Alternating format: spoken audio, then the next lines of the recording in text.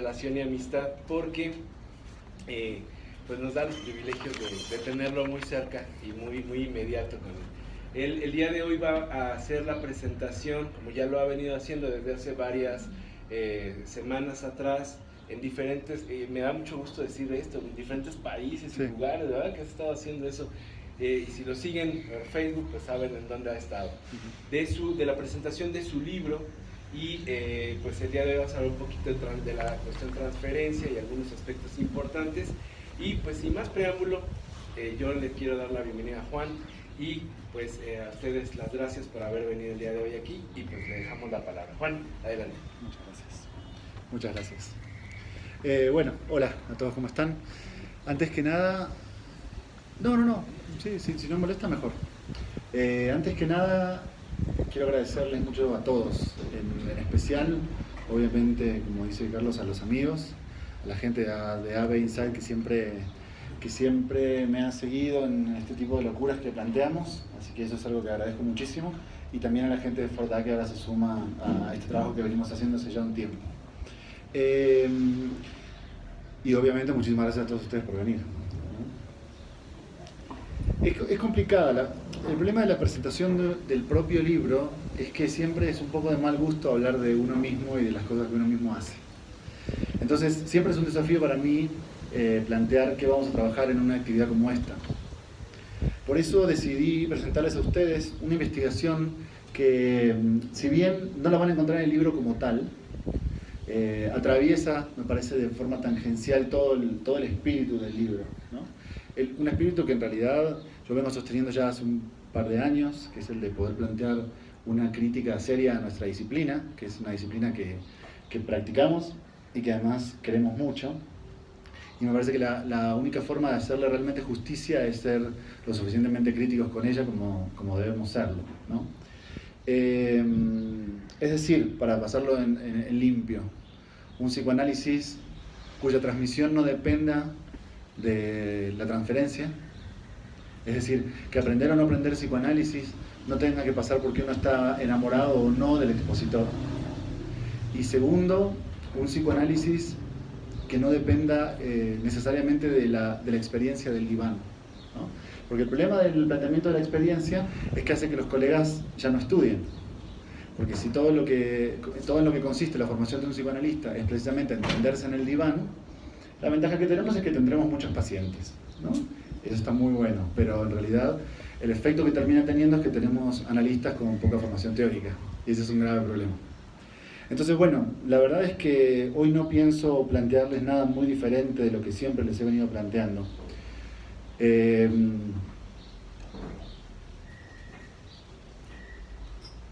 Me quedé pensando cuál de todos los temas me gustaría que analizáramos hoy, y terminé por definirme por el problema del significante, ¿sí?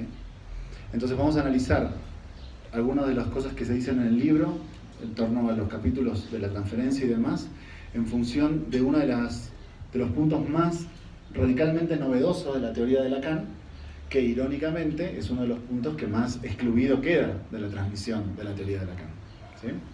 Entonces, bueno, esto no es una exposición como tal, es más bien una conversación, así que si tienen alguna duda, comentario o lo que sea, me interrumpen. No hace falta que esperar hasta el final. Bueno, ¿arrancamos?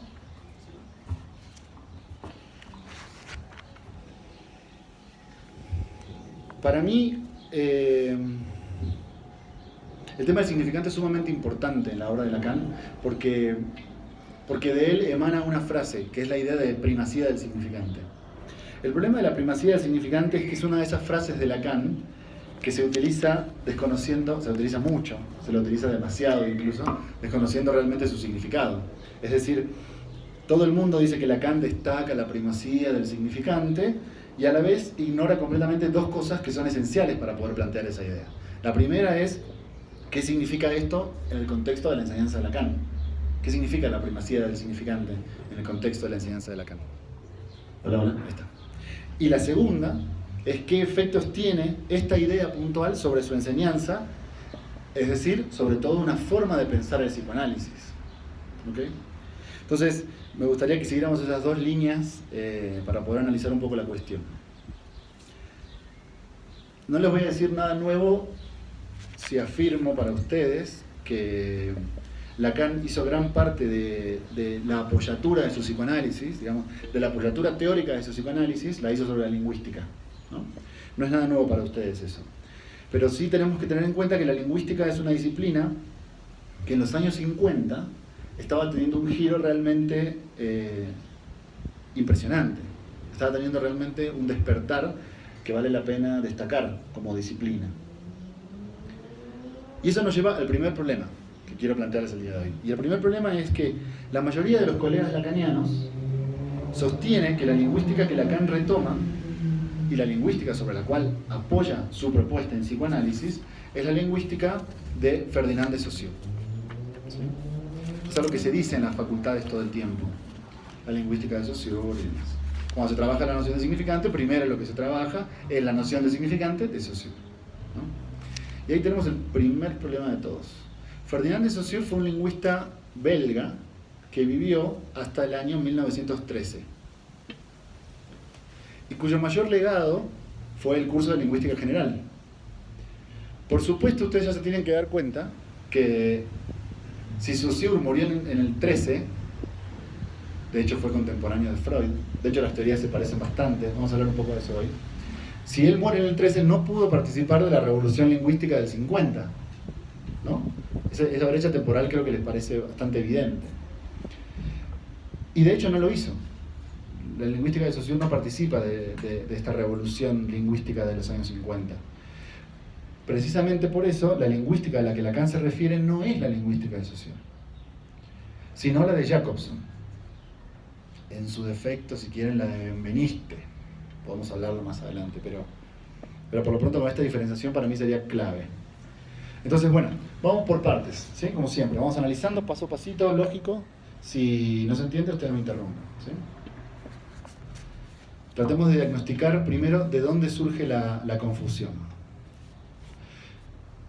Como el término significante es tomado de la lingüística, el término como tal es tomado de la lingüística, vamos a tener que empezar por plantear qué es un significante para la lingüística. ¿Ok? El texto de referencia, si les interesa trabajarlo, con el que vamos a trabajar la siguiente cita. Bueno, los que ya me conocen un poco más saben que yo trabajo con muchas citas. Me parece la única forma, como decía Lacan, la única forma seria de trabajar es trabajar en serie. Y la única forma de presentar una serie es con una serie de citas que argumenten un poco lo que yo estoy tratando de decir. Si no caemos en el problema lacaniano actual del Lacan dijo, ¿no? No sé si han leído algún libro de Miller. Miller dice, Lacan dijo, en el seminario 20 Lacan dice, y nunca una cita, nunca nada. Bueno, para evitar el problema del Lacan Dixit, creo que una de las formas que podemos utilizar es el trabajo con citas. Entonces, es verdad, es un poquito más tedioso, es cierto. Es verdad, es un poquito más complicado, también es verdad. Pero, al final de la argumentación, por lo menos podemos discutir. Porque ustedes me pueden decir, esa cita que leíste no dice eso que vos decís que leíste. Yo en esa cita entiendo otra cosa. Y eso nos permite una discusión, ¿entienden? En cambio, decir, en el seminario 20 Lacan habla del goce, y que otro levante la mano y diga, no, en el seminario 20 Lacan habla de que no hay relación sexual. Eso no permite ningún tipo de discusión seria. ¿Ok? Y eso es lo que vamos a tratar de evitar un poco al menos. Los que ya me conocen ya saben. Entonces, retomemos. El texto de referencia es el curso de Lingüística General, 1906-1911. Les voy a leer una cita textual de la página 92 y la vamos comentando. ¿Ok? Carlos, ¿te ponemos con un vasito? Un vasito para el... Muchas gracias. Bueno, arranco, ¿sí? Si no se entiende algo o si quieren que lo repita, me interrumpan. Dice entonces Ferdinand de Saussure. Lo que el signo lingüístico... Ahora vamos a ir al pizarrón para... Sí, esto no va quedando muy claro, pero... Dice así. Lo que el signo lingüístico une... no es una cosa con un nombre. Hasta ahí voy a tener que interrumpirme para explicar este punto. La noción más vulgar de cómo opera el lenguaje, la noción más coloquial de cómo opera el lenguaje, que es la que piensa mi tía Martita. Mi tía Martita piensa que el lenguaje sirve para que yo, con palabras, refiero a cosas. Entonces, esto es un libro, esto es una hoja, esto es una botellita. Muchas gracias. ese no es el problema del psicoanálisis. Es un problema demasiado esencial, incluso para una disciplina tan esencial como el psicoanálisis. Ni siquiera es el problema de Saussure, ¿entienden? Pero entonces, yo voy a tratar de distinguir las nociones lingüísticas en 3 categorías. Vamos a empezar por la primera, la de mi tía Martita, la que piensa cualquiera de sus familiares. Es esta idea, que Saussure rompe arrancando con la frase. Dice, lo que el signo lingüístico une no es una cosa y un nombre. O sea que el signo lingüístico no pone en relación a esta cosa con su nombre libro.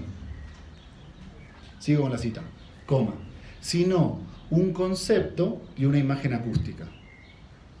¿Entienden? Ahí está el siguiente paso. No se trata de que el signo arme una relación entre las cosas y las palabras. Si les interesa otro texto de referencia, es el de Michel Foucault, Las palabras y las cosas. Sino que el signo lingüístico pone en relación un concepto y una imagen acústica. Y ahora voy a explicar qué es eso. Dice Saussure, la imagen acústica no es el sonido material, cosa puramente física, sino su huella psíquica. Ahí me detengo también. Vean que es muy similar a la teoría de Freud. Es realmente muy similar. Entonces, cuando él dice que une una imagen acústica y un concepto, no se refiere a que la imagen acústica es eso que se escucha como tal. Cuando yo digo libro, eso no es la imagen acústica. Aunque los colegas dicen que sí. Por eso después se hace la equiparación con el significante. Significante es libro, significado es a lo que refiere el concepto libro. Eso todo mal, eso táchenlo desde ya. Porque si atienden así, no van a curar nunca a nadie.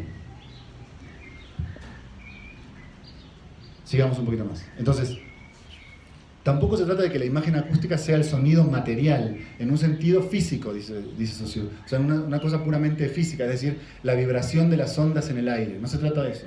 No es eso la imagen acústica. La imagen acústica es más bien una huella psíquica. Es decir, que ciertos sonidos, fíjense si no es freudiano el pensamiento, ciertos sonidos, cuando impactan en el sistema, terminan teniendo por efecto una huella en el sistema. ¿Entienden? Entonces, cuando yo después les digo la palabra libro, ustedes todos refieren a esa huella que tienen de la noción de libro. ¿Entienden? Ni siquiera es el movimiento de las ondas en el aire. Es más complejo que eso. Sigo entonces. La imagen acústica no es el sonido material, cosa puramente física, sino su huella psíquica. La representación que de él nos da el testimonio de nuestros sentidos. Esa imagen es sensorial. Eso está claro, ¿no? Si algo no se entiende me dicen, pero yo lo que creo que está más o menos claro lo salto. Y si llegamos a llamarla material, es solamente en este sentido por oposición al término de asociación, el concepto. Entonces, la imagen acústica es material. En cambio el concepto, no. El concepto es el término de la asociación. Es decir, cuando yo les digo libro, aquello a donde ustedes se refieren para entender lo que el signo lingüístico trata de decir. ¿Entienden? Esto tampoco para ustedes es algo descabellado. De hecho, parece una noción del lenguaje bastante coloquial en la que ustedes pueden pensar. Después van a ver cómo la propuesta de Lacan es radicalmente diferente. Y ahí es donde la cosa ya no se puede pensar. Pero hasta acá vamos bien. ¿Vamos bien? Bueno. Sigo un poquito más. El signo lingüístico es, pues, una entidad psíquica de dos caras. El signo lingüístico es, pues, una entidad psíquica de dos caras, que puede representarse por la siguiente figura. Y ahí Saussure hace un gráfico que yo voy a tratar de reproducir en el pizarrón. Sepan disculpar mis pocas capacidades artísticas. Pero es básicamente así. Concepto sobre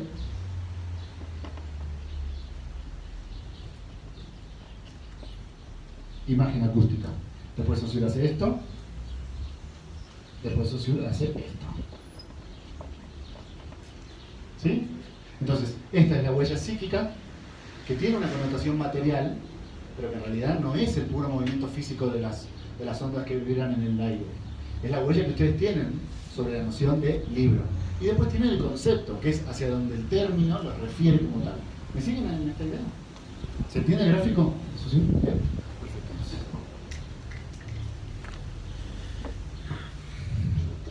Termino con la cita. Para terminar, después de escribir este gráfico, dice Saussure: estos dos términos están íntimamente unidos y se reclaman recíprocamente. Por eso el círculo y las flechitas. Están íntimamente unidos y además se reclaman recíprocamente. Entonces, para Saussure, el signo lingüístico está conformado por un significante, que en la famosa tradición alemana del desarrollo lingüístico se llama Sinn, y un significado, que en la tradición alemana se llama Bedeutung. Los que están un poquito más avanzados ya pueden pensar en la Bedeutung del Fall. Para él, el significado entonces es el contenido del significante. Y el significante siempre apunta a un significado. ¿Entienden? Entonces, la imagen acústica siempre apunta, la imagen acústica que sería el significante, siempre apunta a un concepto que sería el significado. Y ese concepto rellena la imagen acústica, ¿entienden? Entonces, cuando yo les digo libro, esa imagen acústica está rellena por un concepto que ustedes tienen sobre el libro. Y esa es la forma en la cual opera, sí. Esto de la imagen acústica se parece a como una huella anémica. Es idéntico. Y hay asociado un concepto. Sí, pero hay que hacer una aclaración. No hay restos materiales de referencias en Freud a Saussure. Es un fenómeno mucho más interesante que eso. Es un fenómeno propio de la época. Yo sé que a todos ustedes les encanta pensar, porque son psicoanalistas, les encanta pensar Freud, el gran pensador que vino a decir lo que nadie había dicho y se animó en una época muy complicada, ¿no? Si no lo piensan ustedes, lo han escuchado muchas veces. Hay que ver si es realmente así, o más bien es que la época empuja a pensar cosas y después solo hace falta que alguien lo diga. ¿Entienden? Por eso hay fenómenos científicos, que hay descubrimientos científicos que se dan en el mismo año en distintos lugares del mundo entre científicos que no tienen ninguna relación entre sí, que no trabajan juntos. Entonces la respuesta es sí. Ahora, la pregunta que tendría que quedar en el aire es ¿cómo? ¿Cómo puede ser que dos tipos en dos lugares diferentes, de dos tradiciones supuestamente diferentes, lleguen a una idea tan parecida? Quizás es la época, ¿no? Entonces, resumiendo, el significado es el contenido del significante. El significante como tal está vacío, porque en ese sentido solamente opera como huella, y lo que lo rellena es precisamente ese significado al que ustedes refieren para entender cuando yo les digo libro. ¿Se entiende hasta acá?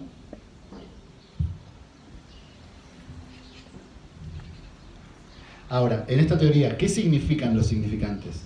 Los significantes significan conceptos.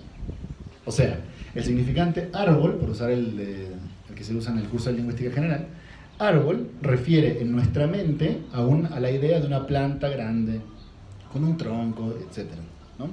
Entonces, tenemos un significante que apunta hacia el significado y un significado que rellena, que le da contenido al significante, ¿sí? Ese postulado ya no es el de mi tía Rosita. Eso es lo que ya piensan todos ustedes.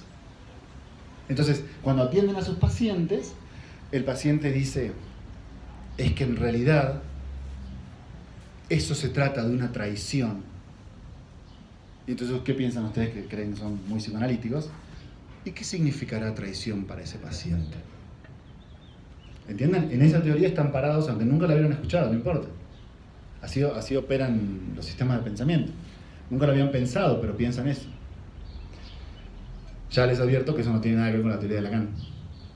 Porque en la teoría de Lacan, un significante no significa nada. Pero ya vamos allá, no nos adelantemos. ¿Me siguen entonces hasta acá? Bien. Vamos voy a tomar 5 minutitos para hacer un comentario sobre lo que decías recién. Es muy curioso que esta teoría sea tan similar a la idea de Freud en la interpretación de los sueños, por ejemplo, ¿no? En los sueños hay símbolos que significan cosas que nosotros no conocemos porque su significado es inconsciente. Eso. ¿Entienden? O sea, tienen un sueño que está conformado por ciertos símbolos que refieren a un significado, aunque la conexión con el significado para ustedes esté perdida. Por eso le preguntan al paciente, ¿y qué significa? Mejor dicho, por eso el paciente le pregunta a ustedes, ¿qué significa mi sueño? ¿Qué significa mi sueño? Porque yo sé que significa algo, porque estoy parado en esta teoría, porque calculo que todo símbolo y todo significante significa algo, pero no sé qué.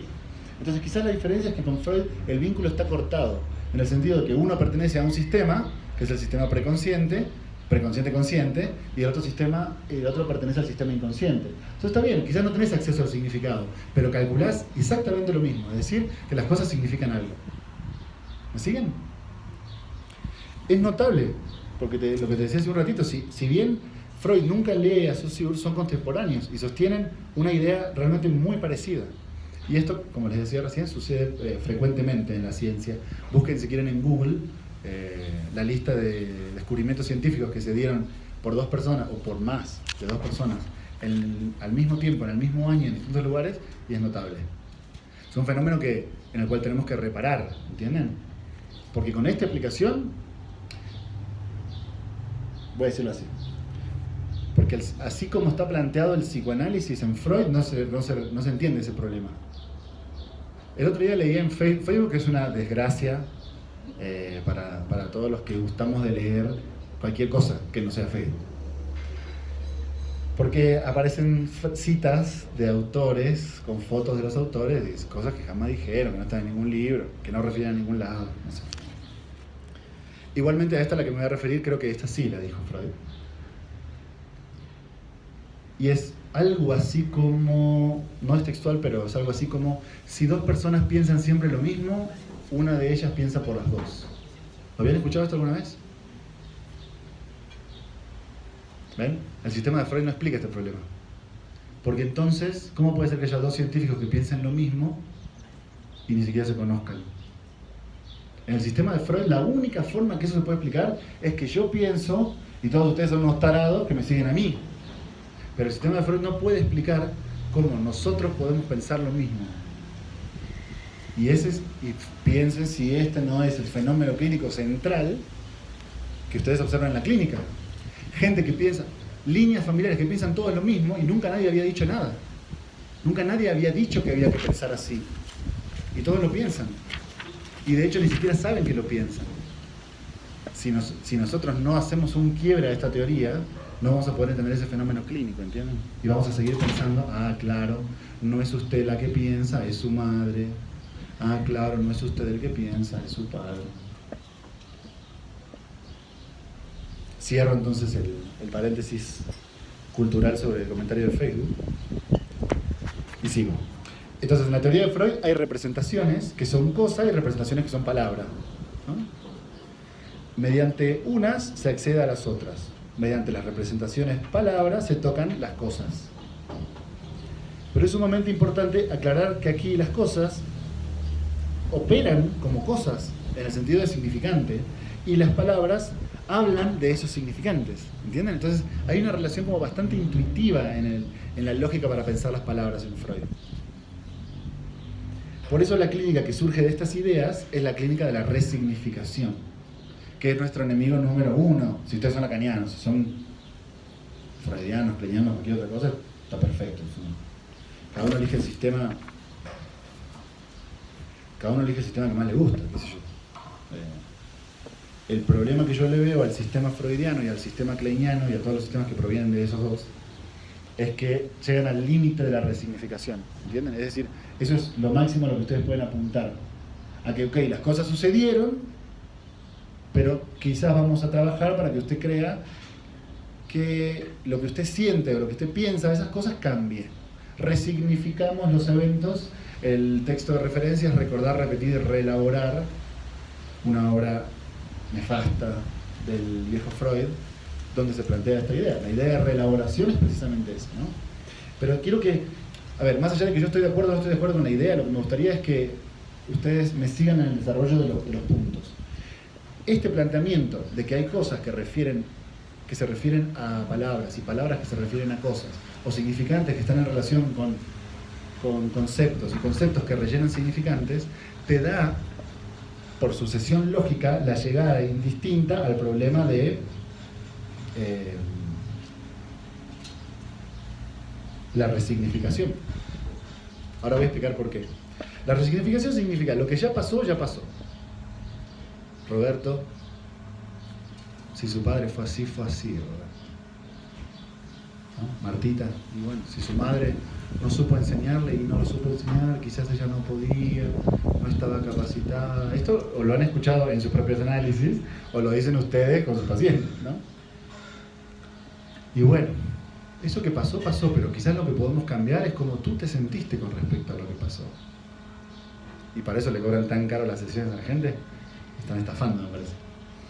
¿Qué es lo que el análisis puede cambiar? Cómo se interpretan las cosas que pasaron.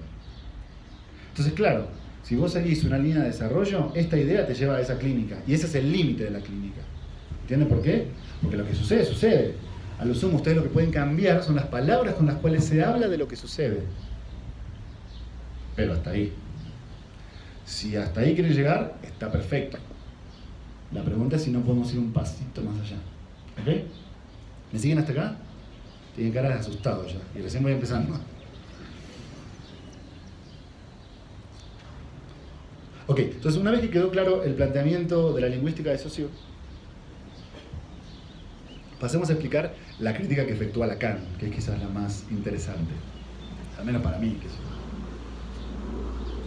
Saussure no es un autor que sea hoy paradigma en lingüística, ni mucho menos. No es un autor que sea paradigmático para los lingüistas de esta época. Nosotros lo seguimos estudiando por nuestro profundo desconocimiento de casi todas las disciplinas. ¿Sí? De hecho, la crítica que... Es que eso es... A ver, más allá del planteamiento del libro y del significante y todo lo que les quiero contar, me gustaría que llegáramos a esa conclusión. ¿Entienden? ¿Cómo puede ser que Lacan viene a hacer un planteamiento crítico hacia la postura de Saussure y después lo que nos enseñan a nosotros es que la lingüística de Lacan es la de Saussure? Ese es un efecto que tenemos que entender. ¿Cómo puede ser que toda la enseñanza de Lacan está pensada en torno a criticar a Freud y a nosotros nos enseñan que en realidad Lacan hace un retorno a Freud porque el camino estaba desviado? ¿Van a escuchar esto alguna vez? Los postfreudianos desviaron el camino, se equivocaron, fueron por donde no era, en cambio viene Lacan a hacer un retorno a Freud, porque hay que volver a las fuentes. ¿Lo han escuchado? Estoy hablando de... ¿Cómo puede ser que Lacan plantee 30 años de enseñanza para criticar a Freud y lo que a nosotros nos llega es Lacan vuelve a Freud? Ese es el fenómeno que nosotros tenemos que analizar como psicoanalistas, ¿entienden? Porque es un fenómeno puramente psicoanalítico. Cómo alguien dice algo y otra persona entiende diametralmente lo contrario, no otra cosa, diametralmente lo opuesto. Es un fenómeno muy interesante. No solo le pasó a Lacan, le pasó a Platón, le pasó a Saussure. Hay una versión crítica del curso de lingüística general. Después, todos los libros que yo menciono, después si quieren me los piden y se los mando en PDF. Tengo una versión crítica del curso de lingüística general sacada de las notas de Saussure. El conocido, es sacado de las notas de los alumnos de Saussure. ¿Qué pasa cuando comparan las notas de los alumnos con las notas de Saussure? Dice radicalmente lo contrario. Lo contrario. Es notable, ¿eh? Es un fenómeno que tenemos que estudiar. No lo tengo estudiado, si no se lo comunicaría, pero creo que lo tenemos que estudiar. Con Lacan pasa lo mismo. Sigo entonces. Lacan practica una maniobra sobre estas ideas y sobre estos postulados de Saussure y se coloca en el polo, como siempre en Lacan, absolutamente opuesto. La definición canónica, ¿saben lo que significa canónico? Que se repite, ¿no? como un canon. La definición canónica de Lacan de significante es... ¿Cuál es la definición canónica de significante en Lacan?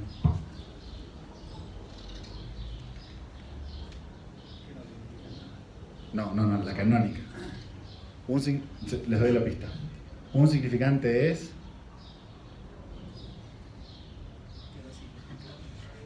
No. Lo que representa un sujeto para otro significante. Un significante es lo que representa un sujeto para otro significante. Definición que se repite como toda definición sin entenderse, como toda definición, ¿no? Vamos a explicarla ahora un poquito. Pero antes de pasar a la explicación, yo quiero notar dos puntos que son como muy evidentes. Uno, si la definición de Lacan es que un significante es lo que representa un sujeto para otro significante, aunque no tengan ni idea de lo que eso significa, por lo pronto ya saben que, uno, para el psicoanálisis el significante ya no significa cosas, sino que representa. Dos, El significante ya no apunta a un significado, sino a otro significante. Entonces, un significante es lo que representa a un sujeto para otro significante. En la lógica de la tía Martita, que en este punto lamento de tener que decírselos, es la misma que la de ustedes, un significante representa cosas para alguien, significa algo para alguien. Esa es la clínica que criticábamos recién. El paciente habla de amor y el supervisor, ¿qué les dice a ustedes? Y vas a tener que investigar qué significa amor para este paciente. ¿Entienden? Lo que un significante significa para alguien. ¿Cuál es la propuesta de Lacan?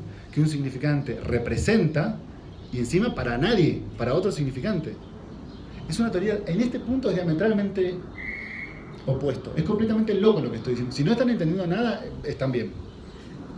Porque no tiene ningún sentido creer que un significante es eso que representa a un sujeto para otro significante. Cuando terminemos hoy, vamos a ver si les hace ya algún sentido. ¿Le van siguiendo entonces? Entonces, ¿cuál es el problema? Que el gráfico propuesto por Saussure queda completamente desestimado. ¿Por qué? Porque si un significante ya no significa, sino que representa, la relación del círculo tiene que ir tachada. Y si un significante no apunta a un significado, sino a otro significante, las flechas también tienen que ir tachadas. ¿Entienden el problema? ¿No? ¿Más o menos? Vamos despacito. Vamos despacito. Bueno, vamos de nuevo entonces. Miren. Si un significante significa algo para alguien, significa que esta imagen acústica está en estricta relación con un significado. O sea que yo les digo, aunque el significado sea variable, ¿entienden? Aunque yo les diga rey, y rey puede significar varias cosas, puede ser un tipo que administra un reino, pero también puede ser una pieza del ajedrez, ¿no? Pero también puede ser cierta forma de cocinar la comida. No importa, pero la clave es que ahí tienen una imagen acústica, o sea, un significante,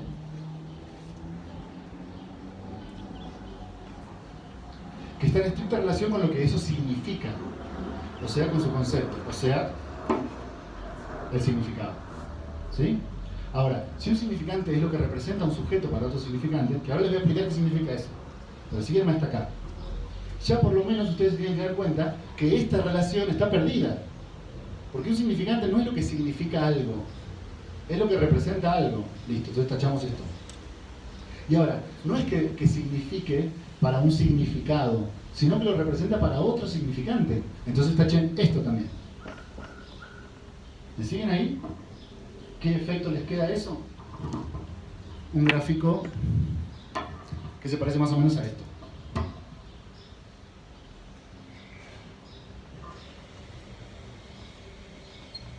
O sea, significado sobre significante. ¿Sí? Pero ya perdieron los valores de absoluto y ya perdieron los valores de relación. Entonces ahora están libres. ¿Sí? Ahora, el movimiento no termina ahí. Lacan no se contenta con haber destruido el esquema, sino que además hace el típico movimiento lacaniano de siempre, que es invertirlo.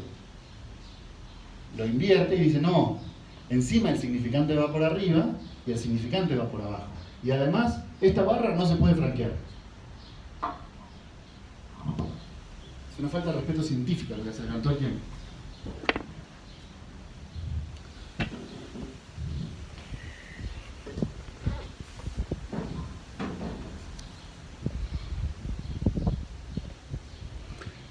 Borra el círculo, borra las flechitas y los únicos dos términos que te quedan en el esquema los invierte. Eso es Lacan. Eso es Lacan para el psicoanálisis y para el pensamiento occidental de los últimos 2500 años. Eso es Lacan. Pero cuando te habla de que significa a partir de otro, no hay un tercer aparte de solamente la representación de la... Sí, obvio. Sí, todavía me falta. Ahí voy hacia allá. Pero un problema, nunca habla de qué significa. ¿Lo aclaro eso ahora? Claro, es que ahí está el punto, es que ese es el punto clave. Porque si vos te perdés en ese detalle, nunca vas a entender por qué la gente se enferma de neurosis. ¿Entienden? Nunca van a entender porque el problema es un problema de representación.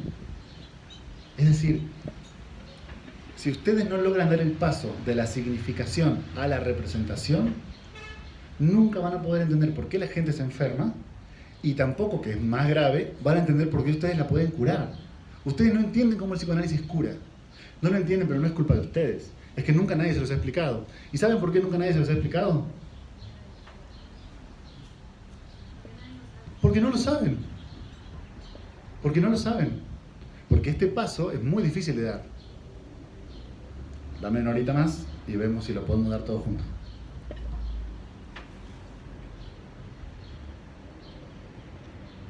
Los únicos dos términos que quedan se invierten. Y el que ahora se ubica arriba es el significante, que ya no apunta, como bien decías, a un significado. No es que el significante, o sea, la palabra libro, apunte a lo que significa un libro, sino que ahora encima apunta a otro significante. Ahora voy a explicar eso. Y además, lo que les decía recién, la barra esta inferior, que Lacan la va a llamar la barra de la significación, es infranqueable. Si es infranqueable, el movimiento ascendente-descendente ya no se puede dar. ¿Entienden? Que es lo que teníamos en Saussure. Un significado es representado por un significante. Y un significante es rellenado por su significado.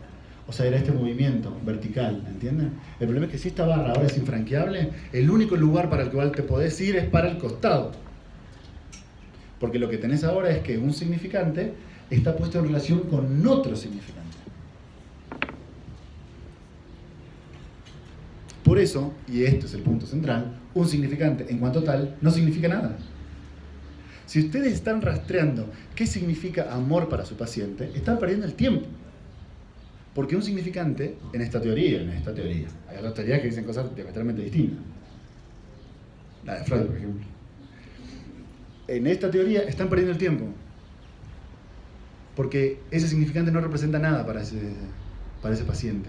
Porque los significantes no significan nada. ¿Sí?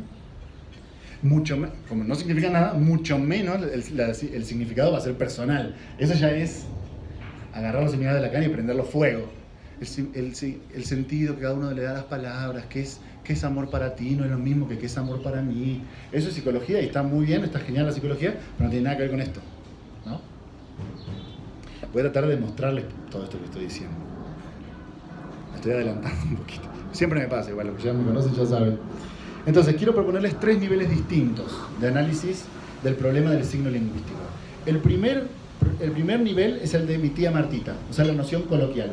Es decir, tenemos palabras que significan cosas. Tenemos palabras que hablan de cosas. Ese es el primer nivel. El segundo nivel, que es el en el que ustedes están, es el uso del significante en la lingüística. O sea, no es una palabra, es todo aquello que signifique cosas.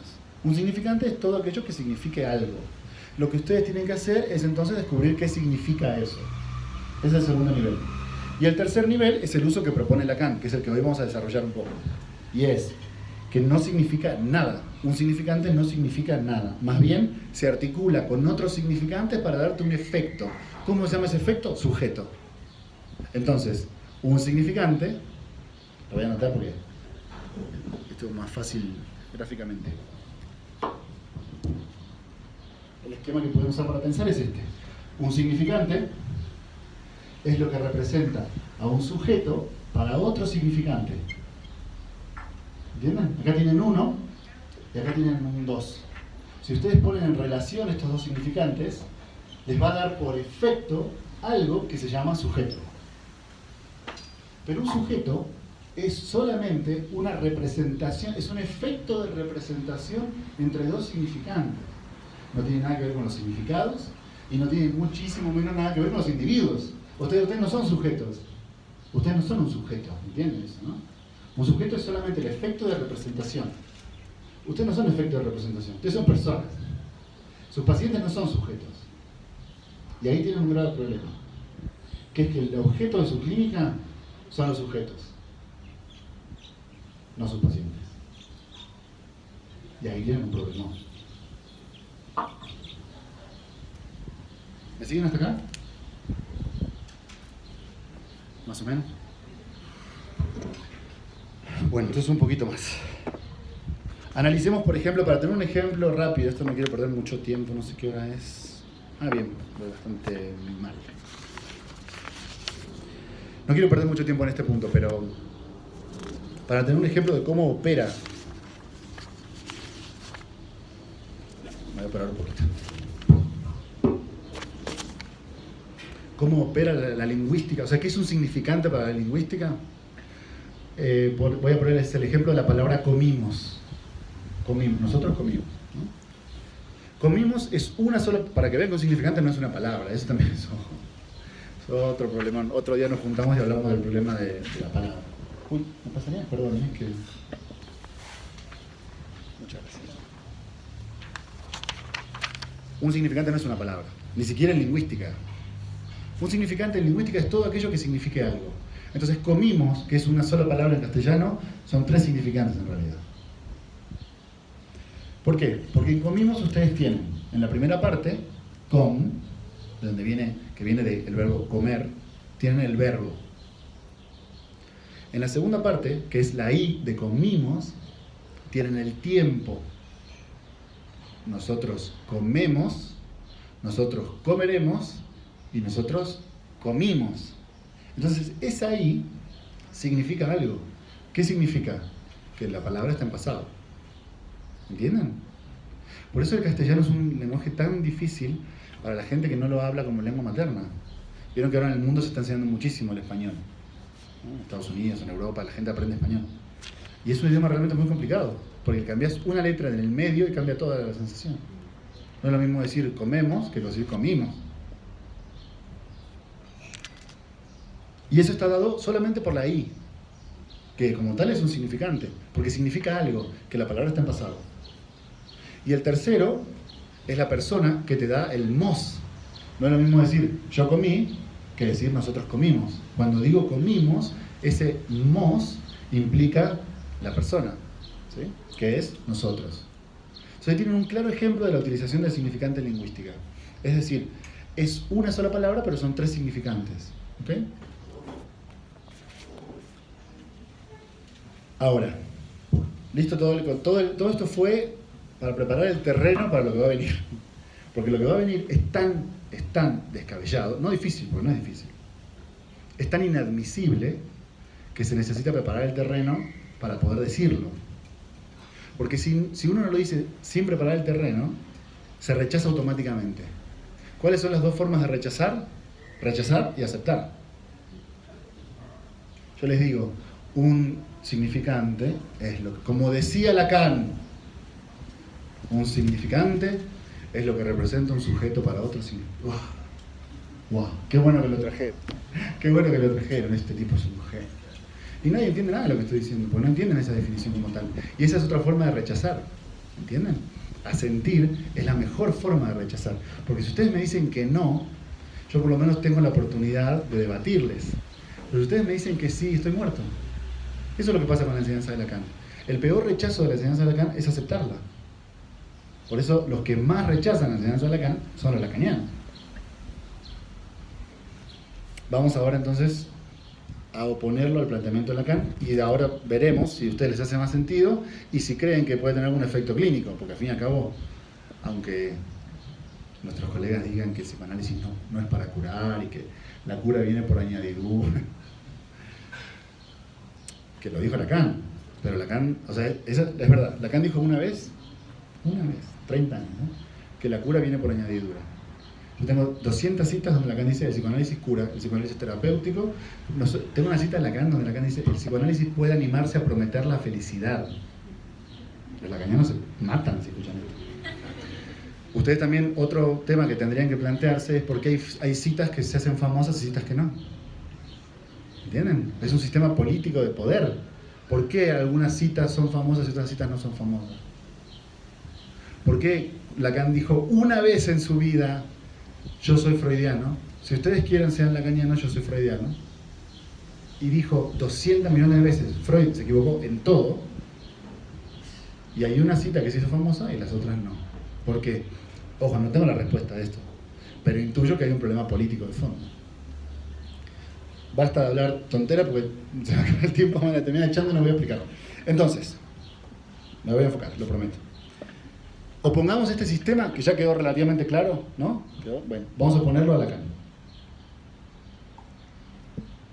Mientras que para la lingüística un significante es todo lo que signifique algo, para Lacan un significante es justa y precisamente todo lo contrario de lo que es para la lingüística. Un significante en cuanto tal no significa nada. Y para hablar de él, esto es la clave, un significante no significa nada. Y para hablar de él requieren de otro significante. No es cierto que una palabra se articule a un significado, sino que una palabra se articula, o un significante se articula a otro significante.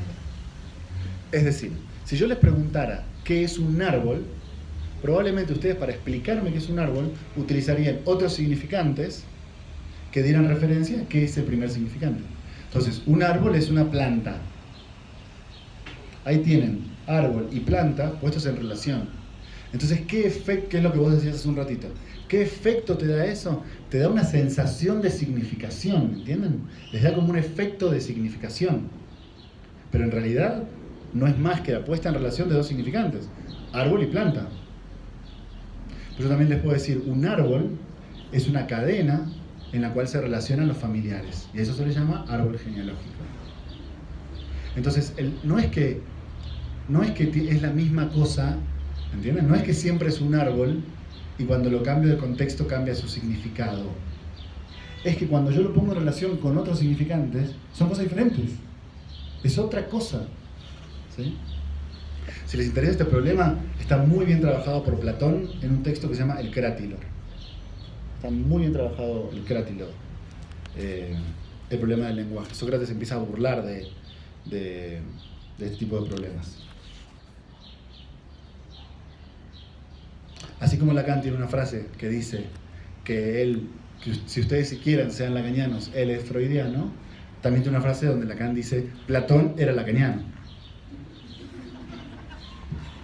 Es notable, ¿eh? Porque ustedes tienen que ir pensando que quizás es un sistema de diferencias. De un lado van los freudianos, de otro lado van los lacanianos. Y hay que ver quién entra en qué lugar. En otro lugar, por ejemplo, Lacan dice, burlándose de los psicoanalistas ingleses, les dice los freudo-aristotélicos. Entonces quizás Aristóteles va del lado de Freud y quizás si Platón era lacaniano va del lado de Lacan, ¿entienden? No es una pelotudez de una escuela política, no es somos lacanianos, no se trata de eso, se trata de que quizás es un sistema de diferencias que plantean teorías que son diferentes, ¿sí? Básicamente se podría decir que depende del contexto, refiriéndome a que todo tiene un núcleo, pero al final de cuentas el todo es más que la suma de sus partes. Pero, ¿sobre qué estás hablando? ¿Sobre el significante o sobre Freud y Lacan? Lo segundo sí, lo primero no. O sea, todo depende del contexto, coma, no hay ningún núcleo esencial.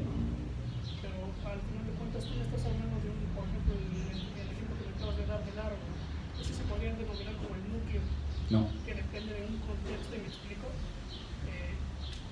Que al final de cuentas ese para mí sería el núcleo, en donde el contexto deriva de si es un árbol genealógico, si es de una planta. A eso es a lo que me refería yo. Sí, no, eso no. Porque eso es el planteamiento lingüístico, o sea, es el segundo nivel. Quiero que entiendan muy claro el posicionamiento. ¿Cuál es tu nombre? Eduardo. Lo que Eduardo dice es justamente lo que veíamos en el segundo nivel. O sea, hay algo a lo cual uno se puede referir. O sea, hay referente todavía. Hay algo, un núcleo, como vos decís. La clave de lo nuclear es que no cambia, ¿entienden? Después, dependiendo si vos le decís genealógico, planta, va cambiando el contexto de la palabra. Ok, la teoría de Lacan es radicalmente la contraria. Solo hay contexto, no hay núcleo. Entonces, cuando vos cambias el contexto, cambias el núcleo. Porque no hay núcleo. ¿Entienden el problema? Es el verdadero... Es un problemón, ¿eh? Esto no es sencillo, lo tenemos que seguir pensando y seguir pensando, porque lo que sostiene es la ausencia del referente. Perdés absolutamente el referente, ya no hay un árbol nuclear al cual anclarte, o cualquier palabra nuclear a la cual anclarte, que después se adorna con otros significantes. Es que si vos cambiás los significantes, cambiás el núcleo del problema. Entonces no se trata, para poner un ejemplo más, no se trata de que bueno, quizás el padre era un hijo de puta. Bueno, Rosita, quizás su padre fue un hijo de puta. Pero bueno, tenemos que entender que a él nadie le enseñó a ser padre. Eso está buenísimo, pero eso no tiene nada que ver con psicoanálisis, ¿entienden? Eso es psicología, una psicoterapia psicológica. ¿Por qué? Porque el núcleo padre se sostiene. ¿Entendés cómo se enganchan ahí? Se engancha al núcleo padre. Lo que vos le podés cambiar, si querés, es lo que pensás del padre. En cambio, en esta teoría, te habilita un movimiento más radical, que es, el padre solo es en relación a otro significante. Entonces, después de un análisis, el padre que fue toda la vida un hijo de puta, después del análisis no fue un hijo de puta. ¿Entienden el movimiento? Entonces no es que ustedes resignifiquen el pasado, ustedes cambian el pasado. Y si cambian el pasado, quizás logran que esa persona que lleva 25 años sufriendo por algo, deje de sufrir porque eso nunca pasó. No porque pasó y cambiamos lo que siento, sino porque lo que pasó fue otra cosa. Dale. Es una cuestión de percepción en donde cambia totalmente el significado cuando se ve realmente lo que fue en este caso. No. Cuando vos cambiás los significantes, el efecto de significación cambia. Esa es la tercera etapa. Claro. O sea, si vos tenés, piensa en ese uno como padre, piensa en ese 2 como hijo de puta. No es que si vos le cambiás el S2, sigue siendo un hijo de puta, pero en realidad, bueno, ¿qué iba a ser? Él no tuvo padre. Él no tuvo padre. Es que si vos le cambiás el S2, el efecto de significación es, mi padre fue un amor. ¿Entendés? El padre cambia. Porque no hay el padre por fuera del significante. Entonces, tenés una herramienta brutal que es darte cuenta que todo está construido. Eso es la primacía del significante. No que primero hay un núcleo sustancial material como la tacita y yo a esta tacita después le voy a llamar tacita. Es que eso es creado en el momento en el que yo le digo taza. Entonces, si yo le digo otra cosa, eso cambia. Eso en la vida de sus pacientes es la diferencia entre sufrir neuróticamente toda su vida y no. ¿Se entiende más o menos la idea? Yo sé que es complicado. A ver, es complicado aceptar la posibilidad de la primacía del significante. O sea, que no hay ninguna existencia prediscursiva, material, nuclear, como le gusta llamarle a Eduardo, nuclear, donde vos te puedas anclar. No hay eso. Entonces, ¿qué hay? Un mundo de relaciones significantes. Pero acá también el que me dijo que era taza fue el otro. Tendría que eliminar al otro para llegar como a un fin de análisis. No. ¿Por qué eliminarlo? El que te dijo que era taza era el otro. Y cuando lo hizo lo creó. Pero el otro es un lugar. El otro no es nadie, ¿no? No es alguien. Es un lugar. Y ese lugar tiene una peculiaridad, que es ser la del tesoro de todos los significantes. Entonces es verdad. Ahí estaba el significante taza. Pero también está el otro significante vaso. Y cualquier otro significante que quieras usar. ¿Entienden cuál es el problema? Claro que la relación siempre es con el otro. Por eso la operatoria significante no es sin el otro. Por eso el psicoanálisis no es sin el... A Miller le gusta decir lo del goce autista y que todos estamos encerrados en uno mismo y no sé qué delirios freudianos. Pero me parece que la apuesta lacaniana era introducir al otro. ¿Entienden? Introducir a ese lugar donde esta operatoria ocurre. Esto no se da a nivel del individuo. Acá no estamos hablando de individuos. Los únicos individuos que hay en juego son los pacientes de ustedes que sufren. Y eso es muy importante. Es muy importante su sufrimiento. Obviamente que sí. Pero ustedes, éticamente, tienen que olvidar ese sufrimiento para operar en este nivel. Porque si ustedes no empiezan a operar en este nivel, nunca van a resolver el sufrimiento de Martita, de Pedrito. ¿Entienden? Entonces, por supuesto que no se trata, que lo dije al principio, no se trata de lo que Martita piensa de su padre. Se trata de una operatoria que ocurre en el otro, donde por una relación de significantes te da por efecto un sujeto. Y ese sujeto es un tema armado con palabras. Y esos temas son los que rigen la vida de los individuos. Entonces, claro, ustedes pueden pasarse 20 años pegándole al individuo, o pueden apuntar arriba, en el lugar del cual el individuo es efecto, y resuelven la cuestión. Por eso es un caso, ¿entienden? Porque el caso dora. no es sobre la señorita Dora. Todo retumba. Los cuerpos tienen una característica, dice Lacan, que funcionan como cajas de sonoridad. Entonces es cierto que en los cuerpos las cosas retumban. Los cuerpos son muy sensibles a los sonidos y los sonidos retumban. Eso no significa que los sonidos provengan de los cuerpos. El caso Dora, ¿es sobre la señorita Dora? ¿Sobre qué es?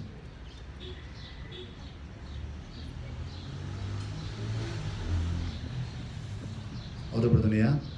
El caso Dora, ¿es sobre la señorita Dora? ¿Cuál es el caso de Dora?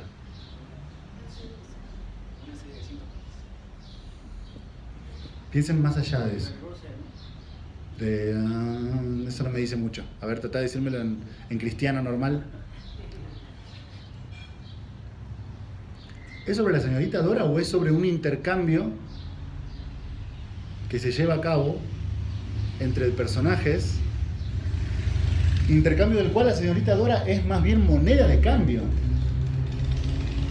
Ese es el descubrimiento, ¿entienden? Lo que Dora denuncia cuando llega es: Doctor Freud, a mí no me pasa nada. Mi problema es que mi padre ha hecho un intercambio con el señor K, y para que el señor K no diga nada de que mi padre está con la señora K, me entrega a mí a cambio. Es una red de problemas, ¿entienden? Entonces, el caso Dora es una muy mala forma de llamar a eso. Más bien, tendríamos que llamarlo como vos lo llamaste: fragmento de un caso de histeria. ¿Qué tiene que ver con Dora esa histeria? Nada que ver con Dora. ¿Entienden cuál es el problema? Un caso de neurosis obsesiva. ¿Qué tiene que ver eso con el hombre de las ratas como tal? Con él como el personaje, a eso me refiero. No, más bien tiene que ver con una idea de que el padre le debía cosas y eso que se debe se tiene que mostrar, porque si no él va a pensar que yo soy... ¿Entienden el planteamiento? Si ustedes siguen enfocándose en sus Doras, no van a correr a nadie. No sé si me están entendiendo o no. Si no, háganmelo saber. Sigo un poquito más. Quizás ya me fui muy lejos.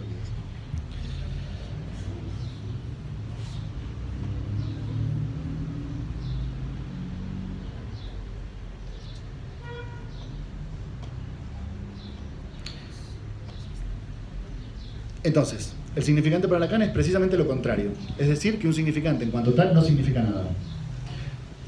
Más que si lo ponen en relación con otro significante. Y ahí te da un efecto de significación, que tampoco es significado, es un efecto de significación, es un sujeto. Es un resultado de la operatoria. Entonces, la primacía del significante, y esto es a lo que quería llegar, no significa que las palabras sean muy importantes. Eso también lo sabe mi tía Rosita, ¿entienden? O sea, 30 años de enseñanza para decir que las palabras son muy importantes, no. Eso ya lo sabíamos.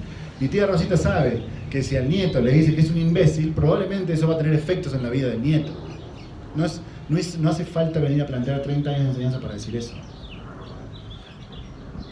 O tampoco, bueno, hay que ver qué significa cada palabra para cada persona, porque cada uno de nosotros es un ente único, particular, individual, bla, bla, bla, bla, bla, bla. O que estamos determinados por las palabras que nuestra familia utilizó. Eso cualquier psicólogo lo sabe. Y cualquier no psicólogo también. Estamos determinados por las palabras que usa nuestra familia, sí. El problema es muchísimo más complejo, pero también muchísimo más interesante. La idea es que como los significantes ya no remiten a cosas y ya no refieren a significados, como los significantes no remiten a cosas y no refieren a significados, lo único que hay son articulaciones significantes. Lo único que hay son articulaciones significantes. Entonces, lo que hace Lacan es generar un vaciamiento de la realidad, ¿entienden? La realidad queda vaciada de su característica sustancial, porque si ya no me refiero a la tacita, si ya no me refiero al cuerpo de Roberto, estamos haciendo un vaciamiento de la realidad. ¿En qué nivel? En el nivel sustancial material. La realidad ahora va a carecer de sustancia. Queda vaciada, que esa es toda la teoría de Lacan. La teoría de lo que queda vaciado es la teoría de Lacan a todos los niveles que ustedes quieran. queda ausente de referencia, lo voy a decir de esta forma, a ver si abarco todo el espectro, queda ausente de referencia sustancial, ontológica, prediscursiva, consistente. La realidad queda vaciada de todo en el nivel material, porque el significante no, por ejemplo. Queda vaciada, ausente de referencia sustancial, ontológica, en el sentido del ser, en el sentido del ser esencial de las cosas, prediscursiva y consistente. Obviamente, este punto planteado por Lacan generó, por parte de otros analistas y de parte de los filósofos, críticas muy severas, lógicamente, ¿no? Entonces, una de las críticas que se le planteaba a Lacan es precisamente que su propuesta sería una especie de idealismo. Claro, si usted no tiene ninguna referencia material, sustancial, concreta, entonces usted es un idealista, ¿no?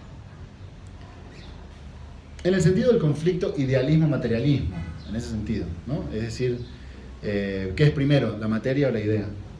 Hola, ¿cómo estás? Y Lacan responde tajantemente a este problema, afirmando que su psicoanálisis no es un idealismo. Su psicoanálisis no es un idealismo. Y es allí donde propone uno de los neologismos más interesantes para mí, que la enseñanza de Lacan está plagada de la creación de neologismos. Me parece que hay paréntesis rápido, me parece que ahí hay un mensaje también. La creación de neologismos lo que te da a entender es precisamente que las palabras no refieren a nada que no sea otra palabra. Entonces, mientras por ejemplo en Freud hay un uso muy patente de la etimología, en Lacan el valor está puesto en la creación de sentido de las nuevas significaciones. Entonces, es una enseñanza plagada de neologismos. Y ahora voy a hablarles sobre uno de los más interesantes para mí, que es el neologismo materialismo. ¿Sí? En castellano podemos decir materialismo. Materialismo es un neologismo creado poniendo en relación dos términos de la lengua. Por un lado, la palabra francesa mot, que significa término de la lengua, mot, y la palabra materialismo. Entonces cuando él le dice, claro, doctor Lacan, usted es un idealista, él dice, yo no soy... Fíjate, ahí está el planteamiento de la creación del significante, ¿entienden? Él tiene un problema de una tradición que plantea la relación y oposición entre lo material y lo ideal, donde uno tiene que posicionarse en el materialismo o en el idealismo. Cuando él lo acusan de idealista, él no responde yo soy materialista, él responde yo soy materialista. Entonces yo tengo un materialismo, pero es un materialismo del lenguaje. ¿Entienden el planteamiento?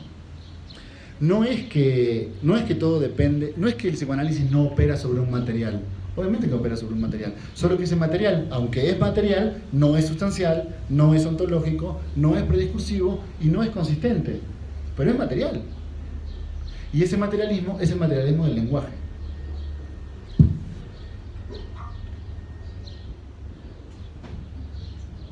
Y sobre este materialismo del lenguaje se apoya la propuesta del psicoanálisis de Lacan. Y sobre ese material opera el psicoanálisis de Lacan.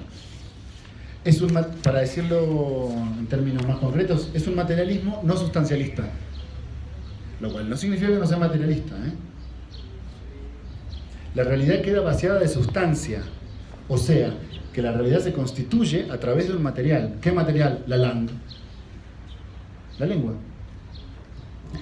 En este punto particular, Lacan se sustenta sobre una teoría muy interesante de los años 60, que arranca en los años 60, y es la teoría de discurso. Un desarrollo muy importante de la lingüística moderna, y el libro de referencia, si les interesa conocer un poquito más sobre esta propuesta, es el libro de Austin, un filósofo yankee, americano, que se llama Hacer cosas con palabras. No sé si lo han leído, pero es notable la idea. La idea es, ¿ven? Rompe supuestamente esa oposición de lo material y lo lingüístico. O sea, que lo lingüístico solo podría referirse a lo material diciendo hay que hacer cosas con palabras se hacen cosas. ¿Entienden? No se habla sobre las cosas, con palabras se hacen cosas. donde las palabras ya no se piensan como algo con lo que se habla del mundo, sino el material con el cual se crea el mundo. Y ahí tenés una diferencia radical, porque vos me decís, bueno, ¿y dónde está el anclaje nuclear? En ningún lado, en el significante. ¿Entendés? Pero si el significante está caracterizado por una ausencia total de su sustancialidad ontológica, ¿por qué? Porque en sí mismo no significa nada, lo que te está diciendo es que la realidad carece también de una materialidad sustancial ontológica. Porque si el significante la produce con su propio efecto. ¿Y cuál es su propio efecto? Estar barrado. Eso es estar barrado en la teoría de Lacan. En los lacanianos, en Miller, eso es diferente. No sé, ahí no sé. Pero en la teoría de Lacan, estar barrado significa precisamente eso. Aceptar que no hay una relación esencial del significante consigo mismo. Entonces, como el significante, cada vez que es un significante, siempre es dos, la creación del significado que vos preguntabas es una creación virtual. ¿Entienden? Porque claro, si pones S1 en relación con S2, te va a dar un sujeto, un efecto. Pero si vos pones en relación S1 con S15, te va a dar otro efecto. Entonces la existencia es virtual. Virtual no es peyorativo en este contexto. Es que depende realmente de los significantes que decidas articular. Esa clínica es una clínica radicalmente distinta de la clínica de los traumas freudianos, ¿entienden? Porque un trauma freudiano también es un significante. Y si lo pones en relación con otro, cambió el trauma. No se resignificó el trauma. Cambió. Es otra cosa. Nunca pasó quizás. O pasó otra cosa. Una viñeta clínica, que yo sé que a ustedes les encantan las viñetas clínicas. Una vez un paciente me dijo, yo estaba terminando su proceso de análisis, y llega un día y me dice, ¿te puedo confesar una cosa? Ya ni siquiera me acuerdo por qué vine. No es que se haya... No fue un efecto del paso del tiempo. Porque antes de eso llevaba 25 años sufriendo por ese problema. O sea que el tiempo no resuelve bueno, eso supongo que ustedes lo saben. Si tienen experiencia clínica como paciente o como analista, saben que el tiempo no resuelve un carajo los problemas. Entonces no es por eso. Es porque después de la operatoria, el pasado cambió. Entonces no entendía qué había venido a hacer en ese consultorio. Yo por supuesto que me acordaba. Pero en fiel operación a mi clínica le dije, yo tampoco, y creo que ya no tiene ningún sentido que siga viniendo. Tenés razón, me dijo. ¿Entiende cómo funciona? El otro objetivo, que no está mal, no es mejor, no es peor. Por mí elijan la teoría que ustedes quieran, a mí me da exactamente igual. Yo solamente le quiero ofrecer una, que a mí me gusta, me sirve. Es muy difícil calcular la efectividad clínica del psicoanálisis. No se puede saber bien qué teoría cura mejor, porque está muy debatido qué es curar. Entonces, no podemos llegar a ese acuerdo ni siquiera. Psicoanálisis no nos podemos poner de acuerdo ni qué es curar, ni qué es estar bien, ni qué es estar mal. Es una locura nuestra disciplina. Otro día hablamos de esas cosas. Pero lo que quiero que vean es que este paciente no sabía por qué estaba ahí, no sabía por qué había venido. Porque por lo que había venido ya no existe más. Por lo que había venido nunca pasó. Nunca sucedió. Pero solo nunca sucedió después de haber transitado el proceso. Porque antes había sucedido. ¿Me siguen? No digo que no sea radical, solo quiero saber si me siguen. Ahora discutimos. Termino. El acto lingüístico, Lacan tiene un seminario, Lacan punta de flecha de los desarrollos de su época. Sale el libro de Austin, Hacer cosas con palabras, sobre el acto lingüístico. Lacan, seminario 15, le pone a su seminario el acto psicoanalítico. Todo el tiempo, muy lo contrario de nosotros, que no leemos nada que no sea psicoanálisis. Él, completamente lo contrario. El acto lingüístico es precisamente un acto. O sea, es hacer cosas que están hechas con palabras. ¿Son materiales o no son materiales? Eso es materialismo lingüístico, materialismo. La referencia, si le interesa trabajar este problema, es el seminario 15, no tiene desperdicio. Muy divertido. Entonces recapitulemos, y con eso cerramos y charlamos un poco.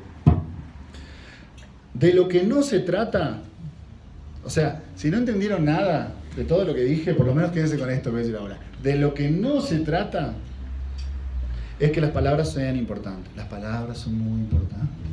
De eso no se trata.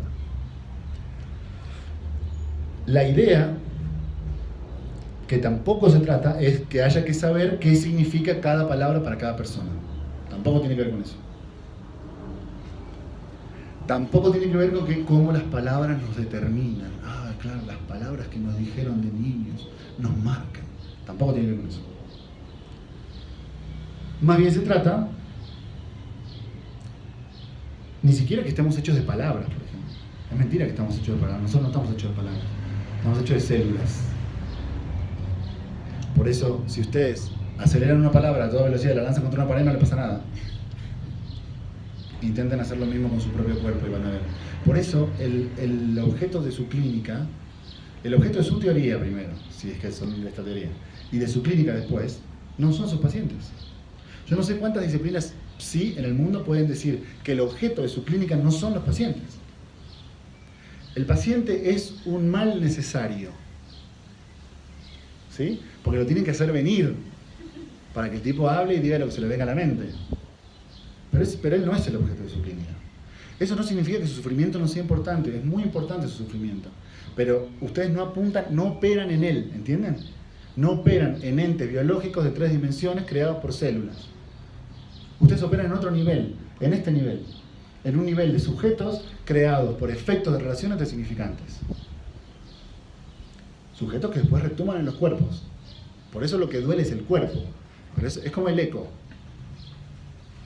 El eco, ustedes pueden creer que viene de allá. Ustedes le gritan a la montaña y le dicen, ¡hola! Y la montaña responde, ¡hola! Eso no significa que el grito venga de la montaña, ¿eh?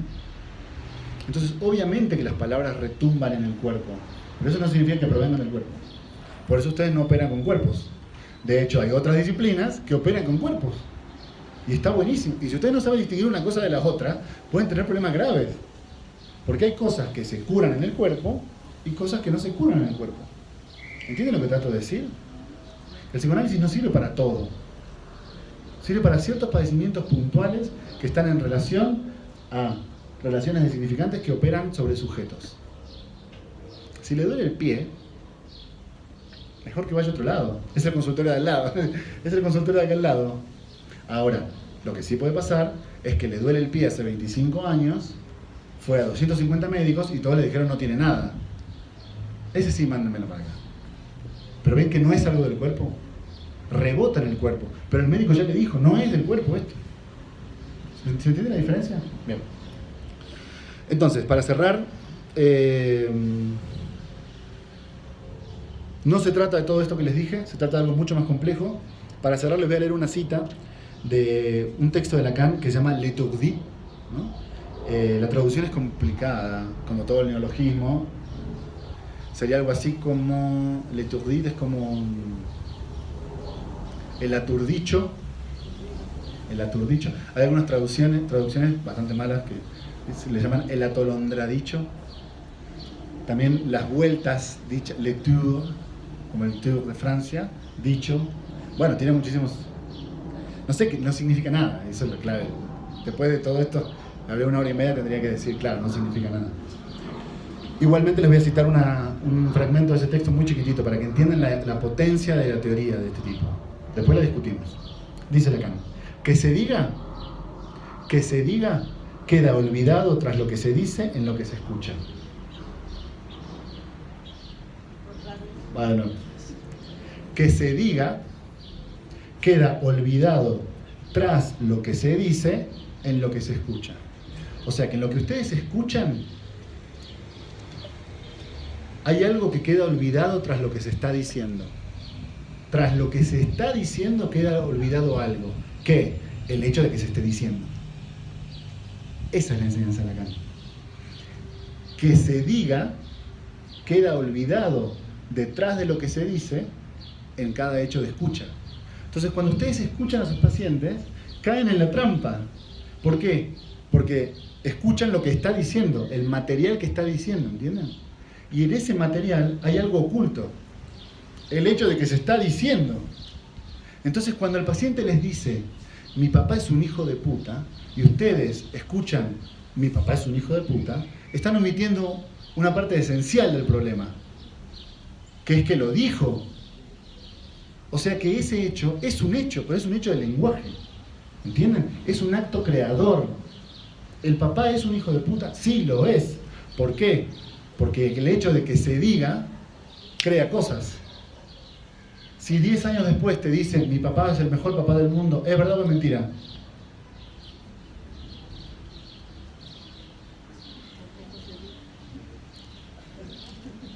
¿Cómo? No es verdad ni es mentira. El problema es que detrás de lo que está diciendo, ustedes vuelven a olvidar que lo importante es el hecho de que se esté diciendo. Detrás de lo que se dice hay un fenómeno mucho más importante que lo que se está diciendo, que es el hecho de que se está diciendo.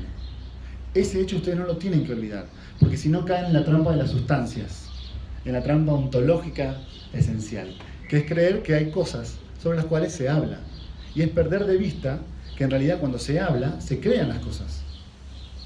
Ese fenómeno es clave para tener una operación diferente entre una clínica de la resignificación y una clínica del cambio del pasado, de la modificación del pasado. Porque es otro pasado, ¿entienden? No es el mismo pasado hablado diferente. Es otro pasado. Si te dijo el primer día, mi papá nunca me quiso, y te dijo el último día, mi papá me quiso muchísimo, es otro pasado el que opera ahí. No es el mismo papá que le cambiamos el sentido. Es que cuando estamos diciendo, estamos haciendo. Esa clínica solamente es admisible si ustedes admiten que hay un materialismo. ¿Entienden? Que hay un materialismo del lenguaje con el cual ustedes operan. Si no, que también está buenísimo, quédense con la clínica de la resignificación, que es el papá fue lo que fue, su papá fue un hijo de puta, Roberto, pero bueno, ya usted es grande, ¿no? Ya es grande, ya basta de echarle la culpa a sus padres, usted ya es un adulto y bla, bla, bla. Buenísimo, también pueden elegir esa clínica, a mí francamente mucho no me importa, pero sí me importa presentarles esta otra, en donde por ser creación de un hecho del lenguaje, ustedes cambian el pasado, no lo resignifican. Bien, charlemos ahora un poco. Escucho preguntas, clínicas, comentarios, todo. A mí me hace pensar que la teoría lacaniana trabaja con ese material o sustancia con la que trabaja es una representación, es información. He tratado de pensar ¿Una representación de qué? de algo, de un significado, No. No, porque si es una representación de algo. de otro significado. Ah, perfecto, entonces sí. Sigamos. Estoy de acuerdo. Y, bueno, trataba de pensar en alguna analogía para comprenderlo y pensé en trabajar con información en una computadora y a la persona como un archivo en el que lo que se hace en teoría lacaniana es cambiarle el nombre a ese archivo y se cambia la extensión y ya no es, a lo mejor ya no está en Word, se lee como Word, se puede leer como Excel, se puede leer como PDF, pero no se trabaja con la sustancia que debería ser. El archivo como tal sigue siendo el mismo, es la persona, es el que viene ahí, la persona que viene, pero en la teoría lacaniana se trabaja con información. Y entonces si se cambia la extensión o se cambia el nombre del archivo, Cambia todo. Otro nivel. Es otro archivo, ¿no? Es otro archivo. Porque si no fuera otro archivo, entonces no. Si cambia el archivo, o sea, lo voy a decir en tu idioma para que se entienda más. En esta disciplina, si le cambias el nombre del archivo, cambias el archivo. Otro nombre es otro archivo. No es el mismo archivo con otro nombre, sino que si vos cambias el nombre, cambias el archivo.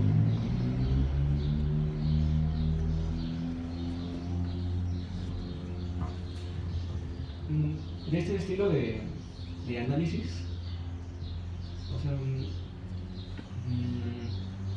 normalmente, por ejemplo, en una terapia se pregunta por qué o para qué, de los conflictos que se van presentando, ¿no? Entonces aquí con Lacan, o sea, ¿qué preguntas se hacen a un paciente o sea, una pregunta que Genial. es muy significante? Genial pregunta.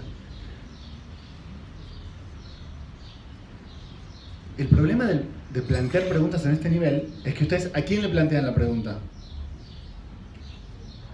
¿A quién le preguntas por qué o para qué? Al paciente. Acá nosotros operamos de forma tal que el paciente quede excluido del desarrollo del tratamiento. Nosotros tenemos una regla que es fundamental, que es diga todo lo que le venga a la mente. Lo que vos lográs con esa regla es que él hable a pesar de sí mismo. Vos sabés por teoría, nuestra teoría, nosotros suponemos que él no sabe. Porque si algo tiene el inconsciente, es justamente la inaccesibilidad que tiene el paciente al inconsciente. Entonces no sabe, por eso es inconsciente. De hecho, él tiene síntomas y sufre y no sabe por qué. Entonces si nosotros le preguntamos por qué, sabemos por teoría, esto es todo teoría, sabemos teóricamente que no va a saber responder esa pregunta.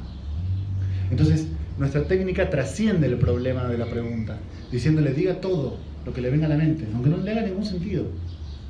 Ahí accedes a cosas que el tipo dice, mira, estoy pensando esto, lo voy a decir porque vos me dijiste que lo diga. Entonces, accedes a material que lo trasciende a él, ¿entienden? Lo trasciende como individuo. Entonces, accedes a material de esta índole. Y operás, cortás, pegás, unís, cosés en ese nivel.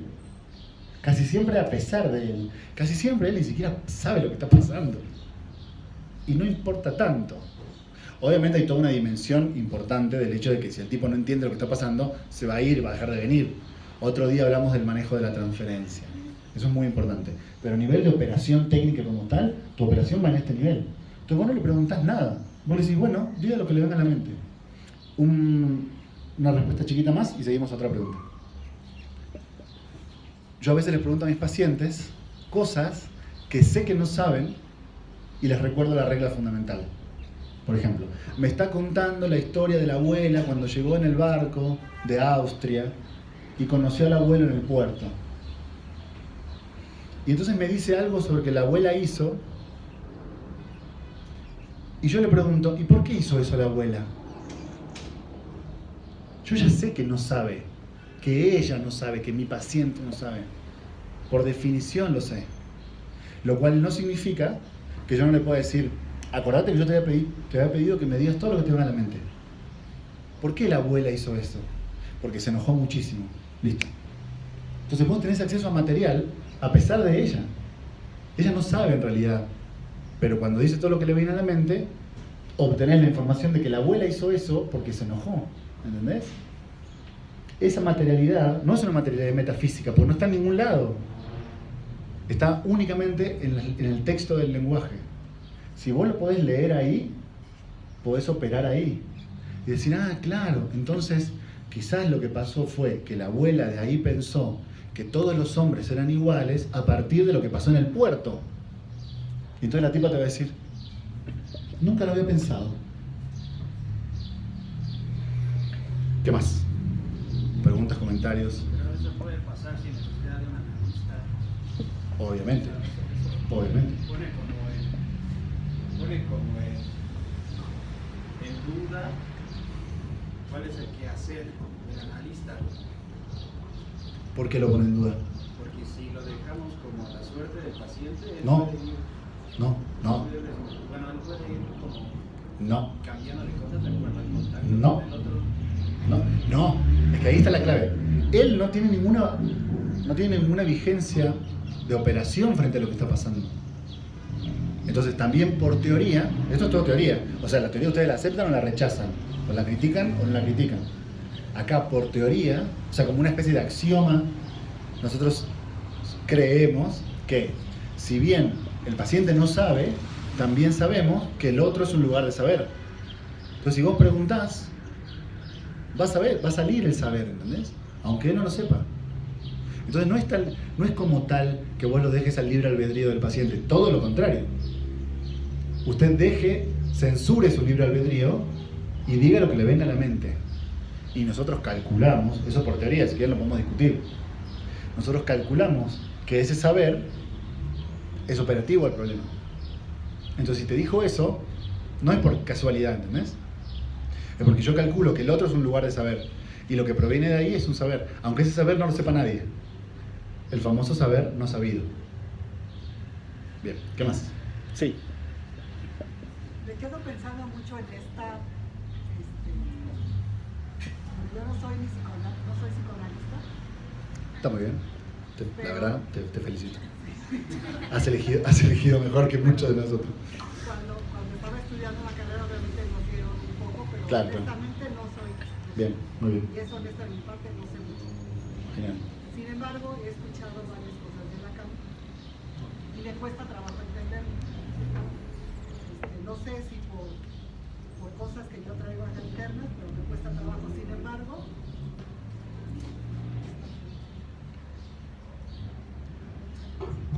Sin embargo, se me hace muy interesante esta postura que tú, que planteas, ¿no? Podemos llamarla corriente, teoría, propuesta, Sí, sí. ¿no? ¿Cómo, digo, tal vez yo por mi edad traigo cosas, ¿no? Cargando desde mi infancia, y me hace pensar mucho en esto que tú dices. ¿Cómo yo puedo tener este significado de años, ¿no? ¿Cómo puedo cambiarlo hoy para que no lo siga cargando? Uh-huh. Es una cuestión de que tú me hablas, no es tiempo. Muchas veces hablas, ¿no? En psicoanálisis te la vas a pasar 20 años. Yo honestamente no lo haría, ¿no? Yo no lo haría. Pero ¿cómo puedo resignificar? ¿Cómo puedo cambiar el pasado? Lo que me quieres preguntar es ¿cómo hago para cambiar el pasado? Exactamente. Bien. ¿Cómo lo hago? Pregúntamelo directamente. Yo pienso que el primer paso para cambiar el pasado es entender cómo está construido el pasado. ¿Qué es el pasado? Si vos pensás que el pasado es la recopilación de una sucesión de hechos que sucedieron antes, va a estar difícil. Porque vos crees en una temporalidad en donde pasado, presente y futuro se ordenan linealmente. El primer paso es entender qué entendemos por pasado.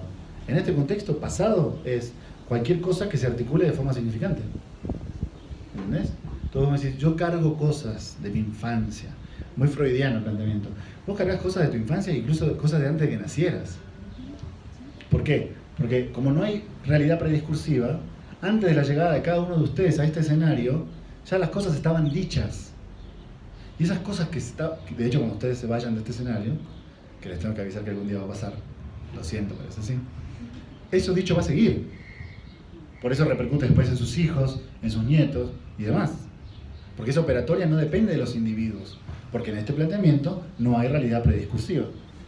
Entonces, si vos considerás que el pasado, no solo el tuyo, sino el pasado en general, es algo que está articulado de forma significante, y vos también aceptás que el significante es lo que representa un sujeto para otro significante, lo que tenés que luego aceptar es que ese pasado significante cambia cuando vos cambiás los significantes.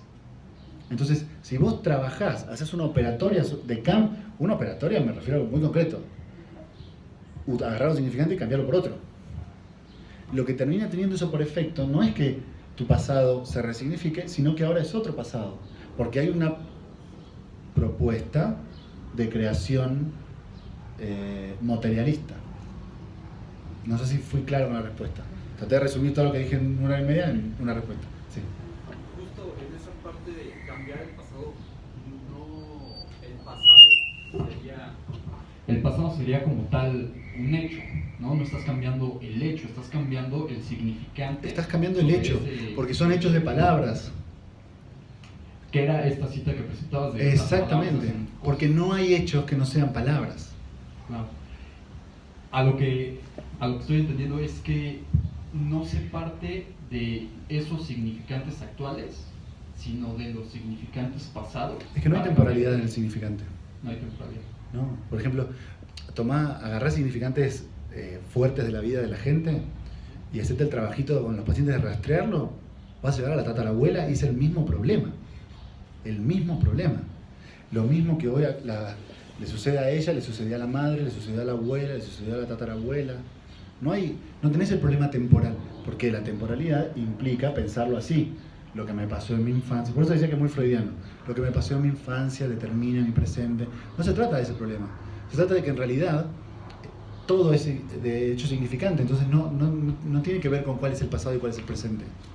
Justamente el problema del inconsciente es que no opera con esa lógica, o sea que sucede exactamente lo mismo que le pasó a la abuela hace 70 años y te va a pasar lo mismo, no tiene nada que ver. Entonces, retomando un poco el ejemplo de la computadora y el archivo. Dale.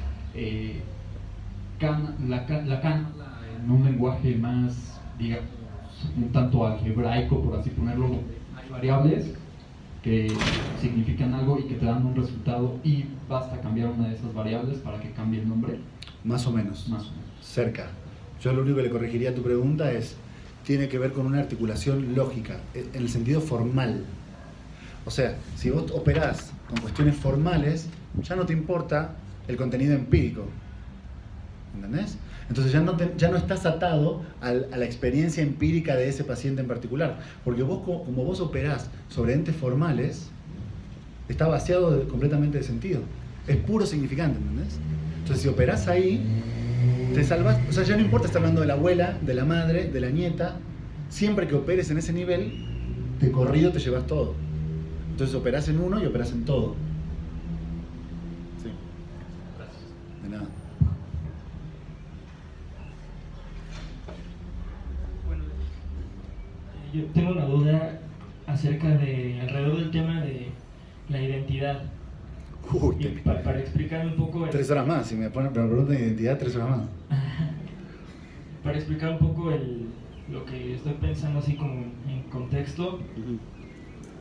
O sea, pensaba que en los diferentes tipos de pacientes que pueden llegar a consulta, porque si se trabaja con este dinamismo de la teoría lacaniana y no se trabaja con el núcleo, bueno, cuando se trabaja con la sustancia, estaba pensando cómo se entiende la identidad desde la teoría lacaniana, porque, por ejemplo, ¿qué pasa si llega un paciente pues borde, por ejemplo, y puede decir un montón de cosas diferentes, y de repente puede decir, yo ya no me acuerdo para qué vine aquí, y se va, y al rato se acuerda, y luego regresa, y ella es muy dinámico, ese paciente. Perfecto. Y entonces, ¿cómo se trabaja con esa identidad? De a lo mejor otro sujeto, otra persona es diferente,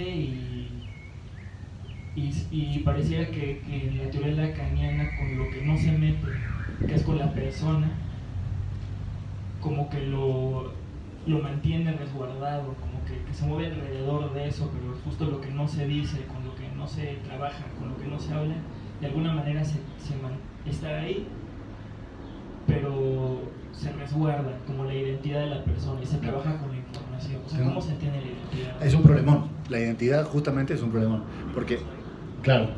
Porque justamente en este sistema, la clave de la noción de estructura de Lacan es que en este sistema los significantes operan porque ninguno es idéntico a sí mismo. La idea de A es A, por eso es formal.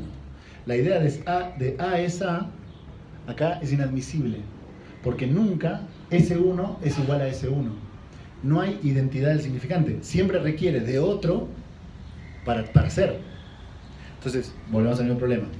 Si todo parte de ahí, y si el significante tiene el problema de la identidad, después todos tenemos el problema de la identidad, que es que vos nunca podés definirte en función de uno mismo. No se puede. Es un problema nuclear, ¿entienden? Por partir de un elemento que su característica esencial es nunca ser idéntico a sí mismo. O sea, no se puede decir cuál es el problema, por ejemplo, de la frase de Dios, cuando Dios dice, yo soy el que soy. ¿Entendés? Eso te altera el modelo, porque entonces lo que tenés es una definición autorreferencial. Entonces eso en la teoría lacaniana siempre se piensa más del lado de problemas realmente psicóticos, en el sentido de yo soy el que soy, porque quiero que veas cómo opera la lógica circular del significante. En vez de moverse, opera circularmente. Solamente Dios puede decir una locura como esa. También que estar en la realidad es eso, ¿no? La realidad es lo que es, ¿no? Las cosas Bueno, son así, son. Exactamente, pero es que eso opera en este mismo sentido. Entonces, con la identidad tenés ese problema, que es justamente que no es nada. ¿Quién soy yo? Y depende. Si le pones un significante distinto, vas a ser otro. Entonces, el problema central que está tan trabajado en nuestra época y en el cual nuestros pacientes están inundados, es que llegan diciendo, es que yo no sé quién soy. Como si eso tuviera una connotación peyorativa. Cuando no hay nada más loco que saber quién uno es. Lacan tenía una frase y con eso paso a la siguiente pregunta. Muy interesante, que decía, es verdad, el loco del manicomio que dice que es Napoleón, está loco. Pero si Napoleón dice yo soy Napoleón, también está loco. Esa es una definición de locura en la obra de Lacan. La definición de locura es no adecuarte al problema de la identidad del significante. Es decir, responder a la pregunta por un significante con el mismo significante. Eso es estar loco. Yo soy yo. Bien, ¿algo más? Sí.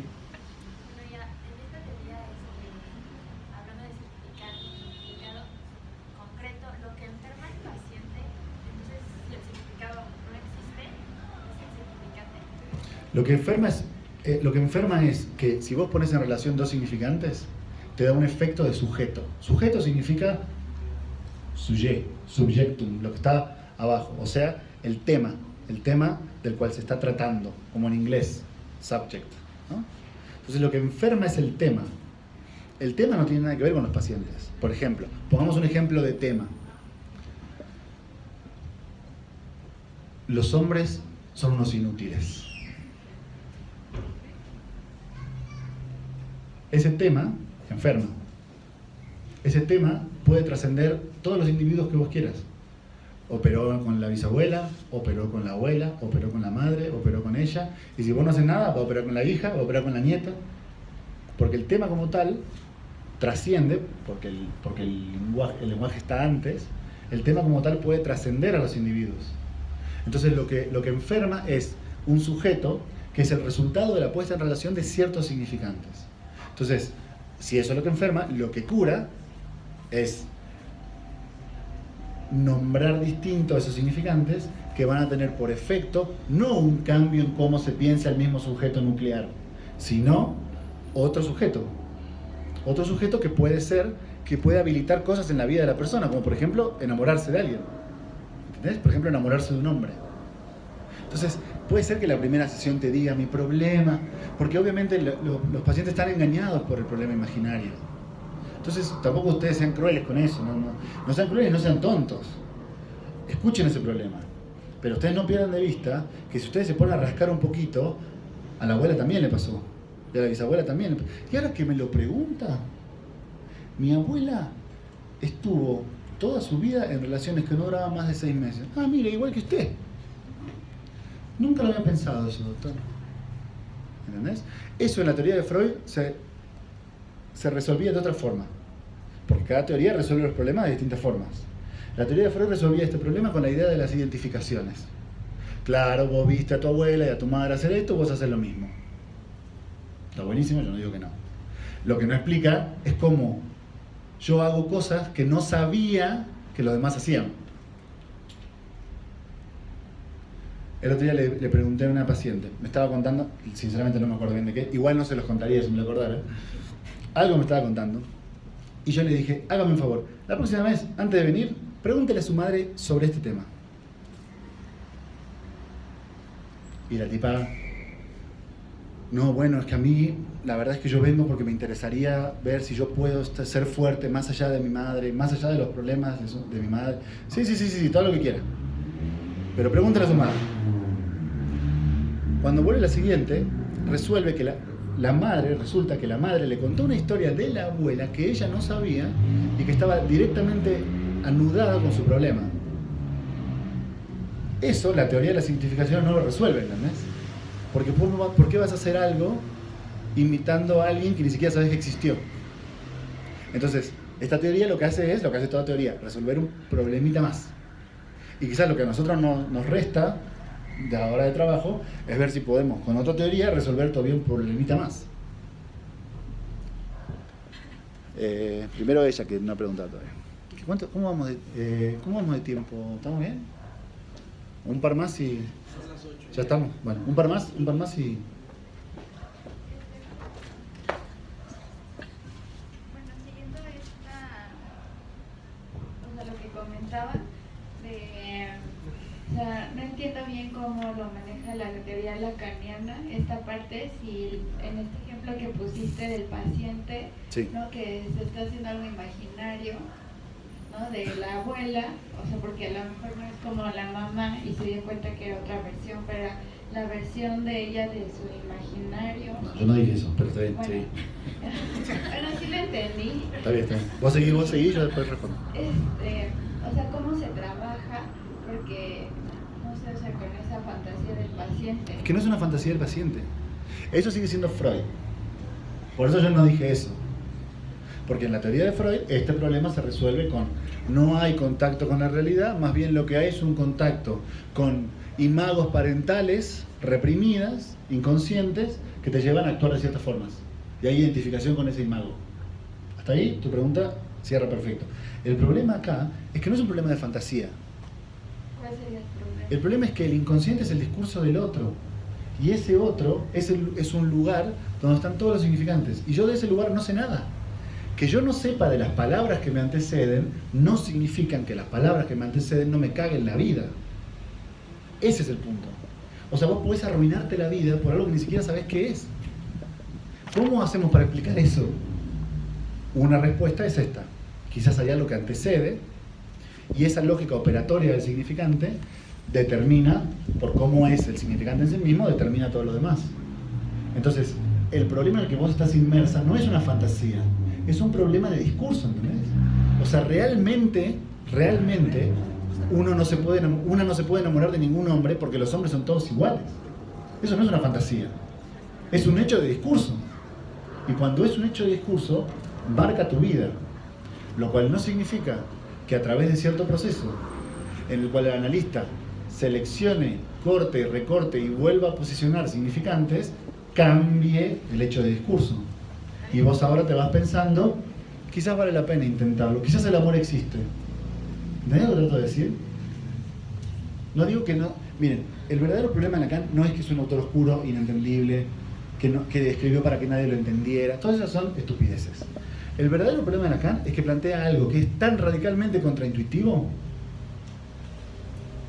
que incluso gente que está siguiendo estas cosas desde hace muchos, lo digo con amor esto, gente entre ustedes que está siguiendo esto desde hace muchos años, vuelven a preguntarme lo mismo. Me vuelven a preguntar lo mismo, pero no son idiotas, ¿entienden? Ustedes son personas muy inteligentes. El problema es que hay planteamientos que son inadmisibles. Entonces ustedes no pueden admitir que no hay un ente referencial del cual me engancho. No lo pueden admitir. Entonces rechazan la teoría. Rechazan la teoría y la freudolizan. Y me vuelven a preguntar lo mismo otra vez. Y la respuesta va a ser la misma. No. No. No tiene que ver con fantasías, ni con infantiles, ni con que yo entendí mal, ni con que me refiero a no sé qué. Tiene que ver con que en esta lógica de operación, la vida de alguien puede estar determinada por el discurso y no saberlo. Entonces ustedes no pueden operar sobre la persona, tienen que operar sobre el discurso, aun cuando su paciente no lo sepa. Más o menos. Hay que seguir dándole, es complicado, yo lo entiendo, hay que seguir dándole. Bien, un par más, la tuya, una más y listo. Dale. Bueno, al principio nos decías que podíamos buscar en Google Sí. que varias personas habían hecho descubrimientos similares. Ajá. Al mismo tiempo en diferentes Partes del mundo. Esto me hizo pensar en el concepto de inconsciente colectivo junguiano. Y aunque son teorías diferentes, me preguntaba si alguna vez Lacan hizo alguna referencia en la teoría Sí, junguiana. muchas, pero no en el buen sentido de referencia. Y te voy a explicar por qué. Aunque en apariencia son similares, hay un problema central de Lacan con Jung. Y el problema de Lacan con Jung es que el inconsciente colectivo opera metafísicamente. O sea, requiere la posición metafísica de creer que hay un lugar donde eso, sí, no sé, está, no sé cómo decirlo. Acá no hay nada, es pura virtualidad creada de la relación de palabras. Entonces no tenés metafísica, ¿entendés? La crítica a ver si se entiende, si no ustedes me dicen, la crítica de Lacan a Freud es que el inconsciente de Freud es metafísico. El inconsciente de Freud es Dios. ¿Entienden? Requiere la aceptación metafísica de que hay un nivel de existencia más allá. De hecho, la metapsicología freudiana genera este problema. O sea, ustedes tienen los fenómenos psicológicos y tienen la metapsicología. Lacan lo dice desde el primer día, no hay metalenguaje. Lacan dice, mi única verdadera enseñanza es que no hay metalenguaje. O sea que no hay un lenguaje para hablar del lenguaje. Todo está mezclado en lo mismo. Entonces los efectos lingüísticos son puro efecto virtual. Virtual no es peyorativo, ¿entienden? No es virtual versus lo material. Es que si todo es virtual, con esa misma virtualidad ustedes pueden operar. Y la vida es igual de seria, igual de importante, con otra virtualidad. Entonces, el problema con Jung es la metafísica. Acá en Lacan no hay metafísica. No hay metafísica porque no hay nada. ¿Dónde están los significantes? En ningún lado. ¿Dónde está el nombre del padre? En ningún lado. Nada de eso está en ningún lado. ¿Dónde está el otro? ¿El qué? Es un puro efecto de lenguaje, ¿entienden? Y como no hay lenguaje para hablar del lenguaje, el psicoanálisis no es un análisis de la experiencia de los individuos. Está todo en el mismo canal. Todo en el mismo canal. Por eso la utilización de neologismos todo el tiempo, por eso las bromas. Porque en realidad todo se mueve en el mismo sentido. Creo que esto sí es lo más complicado de todo, pero esa es la respuesta.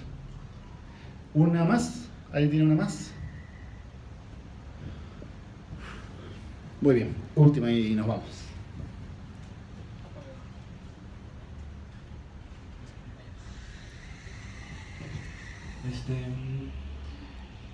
Bueno, entonces, en eso que tú dices que se debe de, por ejemplo, de cambiar la forma en que una persona, por ejemplo, ve a su papá, ¿no? Papá es malo. O sea, termina la pregunta y después te contesto.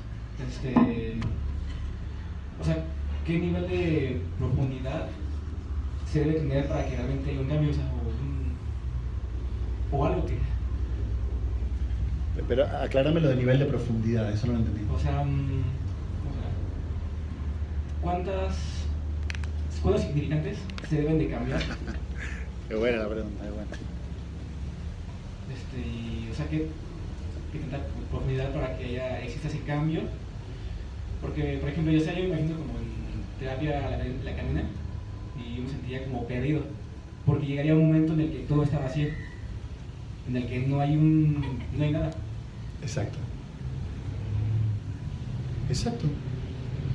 Pero el psicoanálisis lacaniano no es una especie de nihilismo. Como no hay nada, entonces toda la mierda, ¿qué importan los valores? Ya. No. ¿Por qué? Porque precisamente no significa, no hay referencia material. Si esto queda claro, me doy por bien servido, muchachos. Que no haya referencia material no significa que todo dé lo mismo. Ese es el problema occidental principal. Ustedes calculan que como yo les estoy diciendo que no hay referencia material, ustedes se perderían. ¿Por qué calculan eso? Igual hay referencia. O sea, no es lo mismo decir mi padre fue bueno que mi padre fue malo. Saber que todo es un hecho del lenguaje no significa que entonces todo da lo mismo. ¿Entienden? Que da lo mismo ser el Papa que ser Hitler. No. Igual hay una materialidad del lenguaje que determina las cosas y explica las cosas. Entonces vos puedes atravesar un análisis y vivir más feliz después de él sin caer en la idea de, claro, como entonces no hay referencia sustancial, a la mierda todo.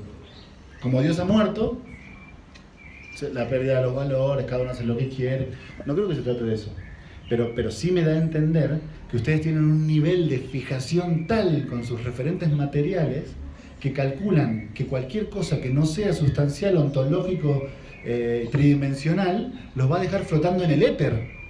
No, para nada. Vos ya estás flotando en el éter de los significantes, aunque no lo creas. Bueno, la última bis. Pero esta es la última verdad.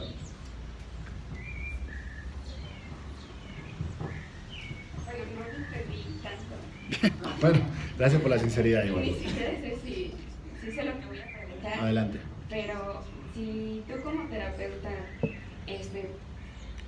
trabajas en el significante del discurso de tu paciente y al hacerlo el discurso se hace un hecho. Bien, vas bien, vas bien. Trabajarás con él lo que tengas que trabajar a la semana, ¿no? 2 o 3 horas. Pero al final va a salir a una red de significantes que constituyó a tu individuo. Sí. ¿Cómo le haces para que esto no... O sea, tu individuo creo que, o pienso, no sé, que puede regresar a lo mismo. O sea, Obvio. entonces, ¿qué se hace en el trabajo? Ese fenómeno, bien, buena pregunta para terminar. Ese fenómeno, en la otra teoría, en la teoría de Freud, también tiene una explicación. El fenómeno de la reincidencia, de la insistencia, que es, ok, ya le dije, ya analizamos, ya no sé qué, y vuelve a hacer lo mismo. Ese fenómeno en la teoría de Freud se responde con una metafísica freudiana que plantea que todos los organismos quieren volver a un estado anterior de la vida. Y como todos quieren eso, entonces van a tender hacia la destrucción. Y como todos tienden hacia la destrucción, por eso los pacientes no quieren mejorar. Por eso insiste. Un poco loca la teoría. No hay nada en Freud que no sea un poco loco. Esa es una teoría. Y acá tenés otra. Que es que el significante tiene una cualidad, que es, como nunca es idéntico a sí mismo, como no es uno esencial, siempre está a medio decir. ¿Entienden? Te genera un problema. Cuando vos utilizás un significante para decir lo que sea, tenés un problema. Y es que ese significante nunca dice lo que está diciendo, pero siempre te da un plus de significación. O sea, siempre dice de más y de menos. Nunca dice lo que está diciendo. La gran enseñanza de Lacan no es que yo digo una cosa y tú escuchas otra. Eso lo sabe cualquier persona. La gran enseñanza de Lacan es que yo nunca digo lo que estoy diciendo. Cuando yo estoy diciendo algo, no lo estoy diciendo. ¿Por qué? Porque como no es idéntico a sí mismo, como no tiene una sustancialidad esencial, siempre está un poquito menos y un poquito más. Siempre digo de más, pero siempre digo de menos. Entonces, este fenómeno genera que como nunca se dice del todo, insiste. Es como si tecleara, ¿entienden? Es como si fallara. Una metáfora que utiliza Lacan también es el problema del límite en la matemática. El problema del salto al límite. En realidad, no hay forma de calcular el 0,99999 y directamente le haces ese salto al límite. Pero ese resto que te queda ahí sostiene este problema. Entonces, como nunca dice, insiste sobre lo mismo. Entonces, respondo a tu pregunta. Obviamente que esa es la tendencia que recorre el discurso desde hace muchísimo tiempo. Ni siquiera hace cuánto. Muchísimo tiempo. Y cuando vos planteas una diferencia, obviamente que la insistencia vuelve a ser el mismo problema. ¿Cómo? Como lo que se estaba dando ahorita con nosotros. Exactamente. Vuelven al mismo problema. ¿Por qué? Porque siempre hay una imposibilidad de decir. La imposibilidad de decir no es porque yo no sea buen expositor, que quizás también es cierto, o porque ustedes no sean buenos oyentes. La imposibilidad de decir está acá. Es un fenómeno propio del lenguaje. O sea que cada vez que vos querés decir, decís menos. Entonces insiste el discurso de siempre. Ah, claro, ya entendí. Juan, ya entendí. O sea que lo que vos estás diciendo es que cuando el paciente viene cambiamos lo que piensa de su padre. ¡No! Bueno, ya entendí. Hay un núcleo y entonces nosotros operamos sobre lo que el paciente piensa de ese núcleo. ¡No! Pero va a seguir insistiendo. Porque siempre hay un medio de decir que no opera y genera que eso insista. Bueno, un comentario y con eso terminamos por hoy. Les tengo una muy buena noticia. Yo traje algunos ejemplares por si querían comprar el libro. Lamentablemente no sabía que ustedes eran tantos, entonces no traje tantos ejemplares, les pido perdón. Pero la buena noticia que les tengo es que gracias a que ustedes y todas las personas de México han comprado tantos libros, los libros ya se acabaron. Así que el próximo mes vamos a hacer una edición mexicana del libro. Así que si ustedes en este viaje no llegan a conseguir su edición del libro, mándenme un mensaje a la página, que creo que algunos la conocen, que es Juan Manuel Martínez, mandan un mensaje, los anotamos en la lista y cuando el libro esté listo el mes que viene, se los hacemos llegar, solo tendrán que esperar un par de días más. Dicho eso, muchísimas gracias a todos por su atención y que estén muy bien. Gracias.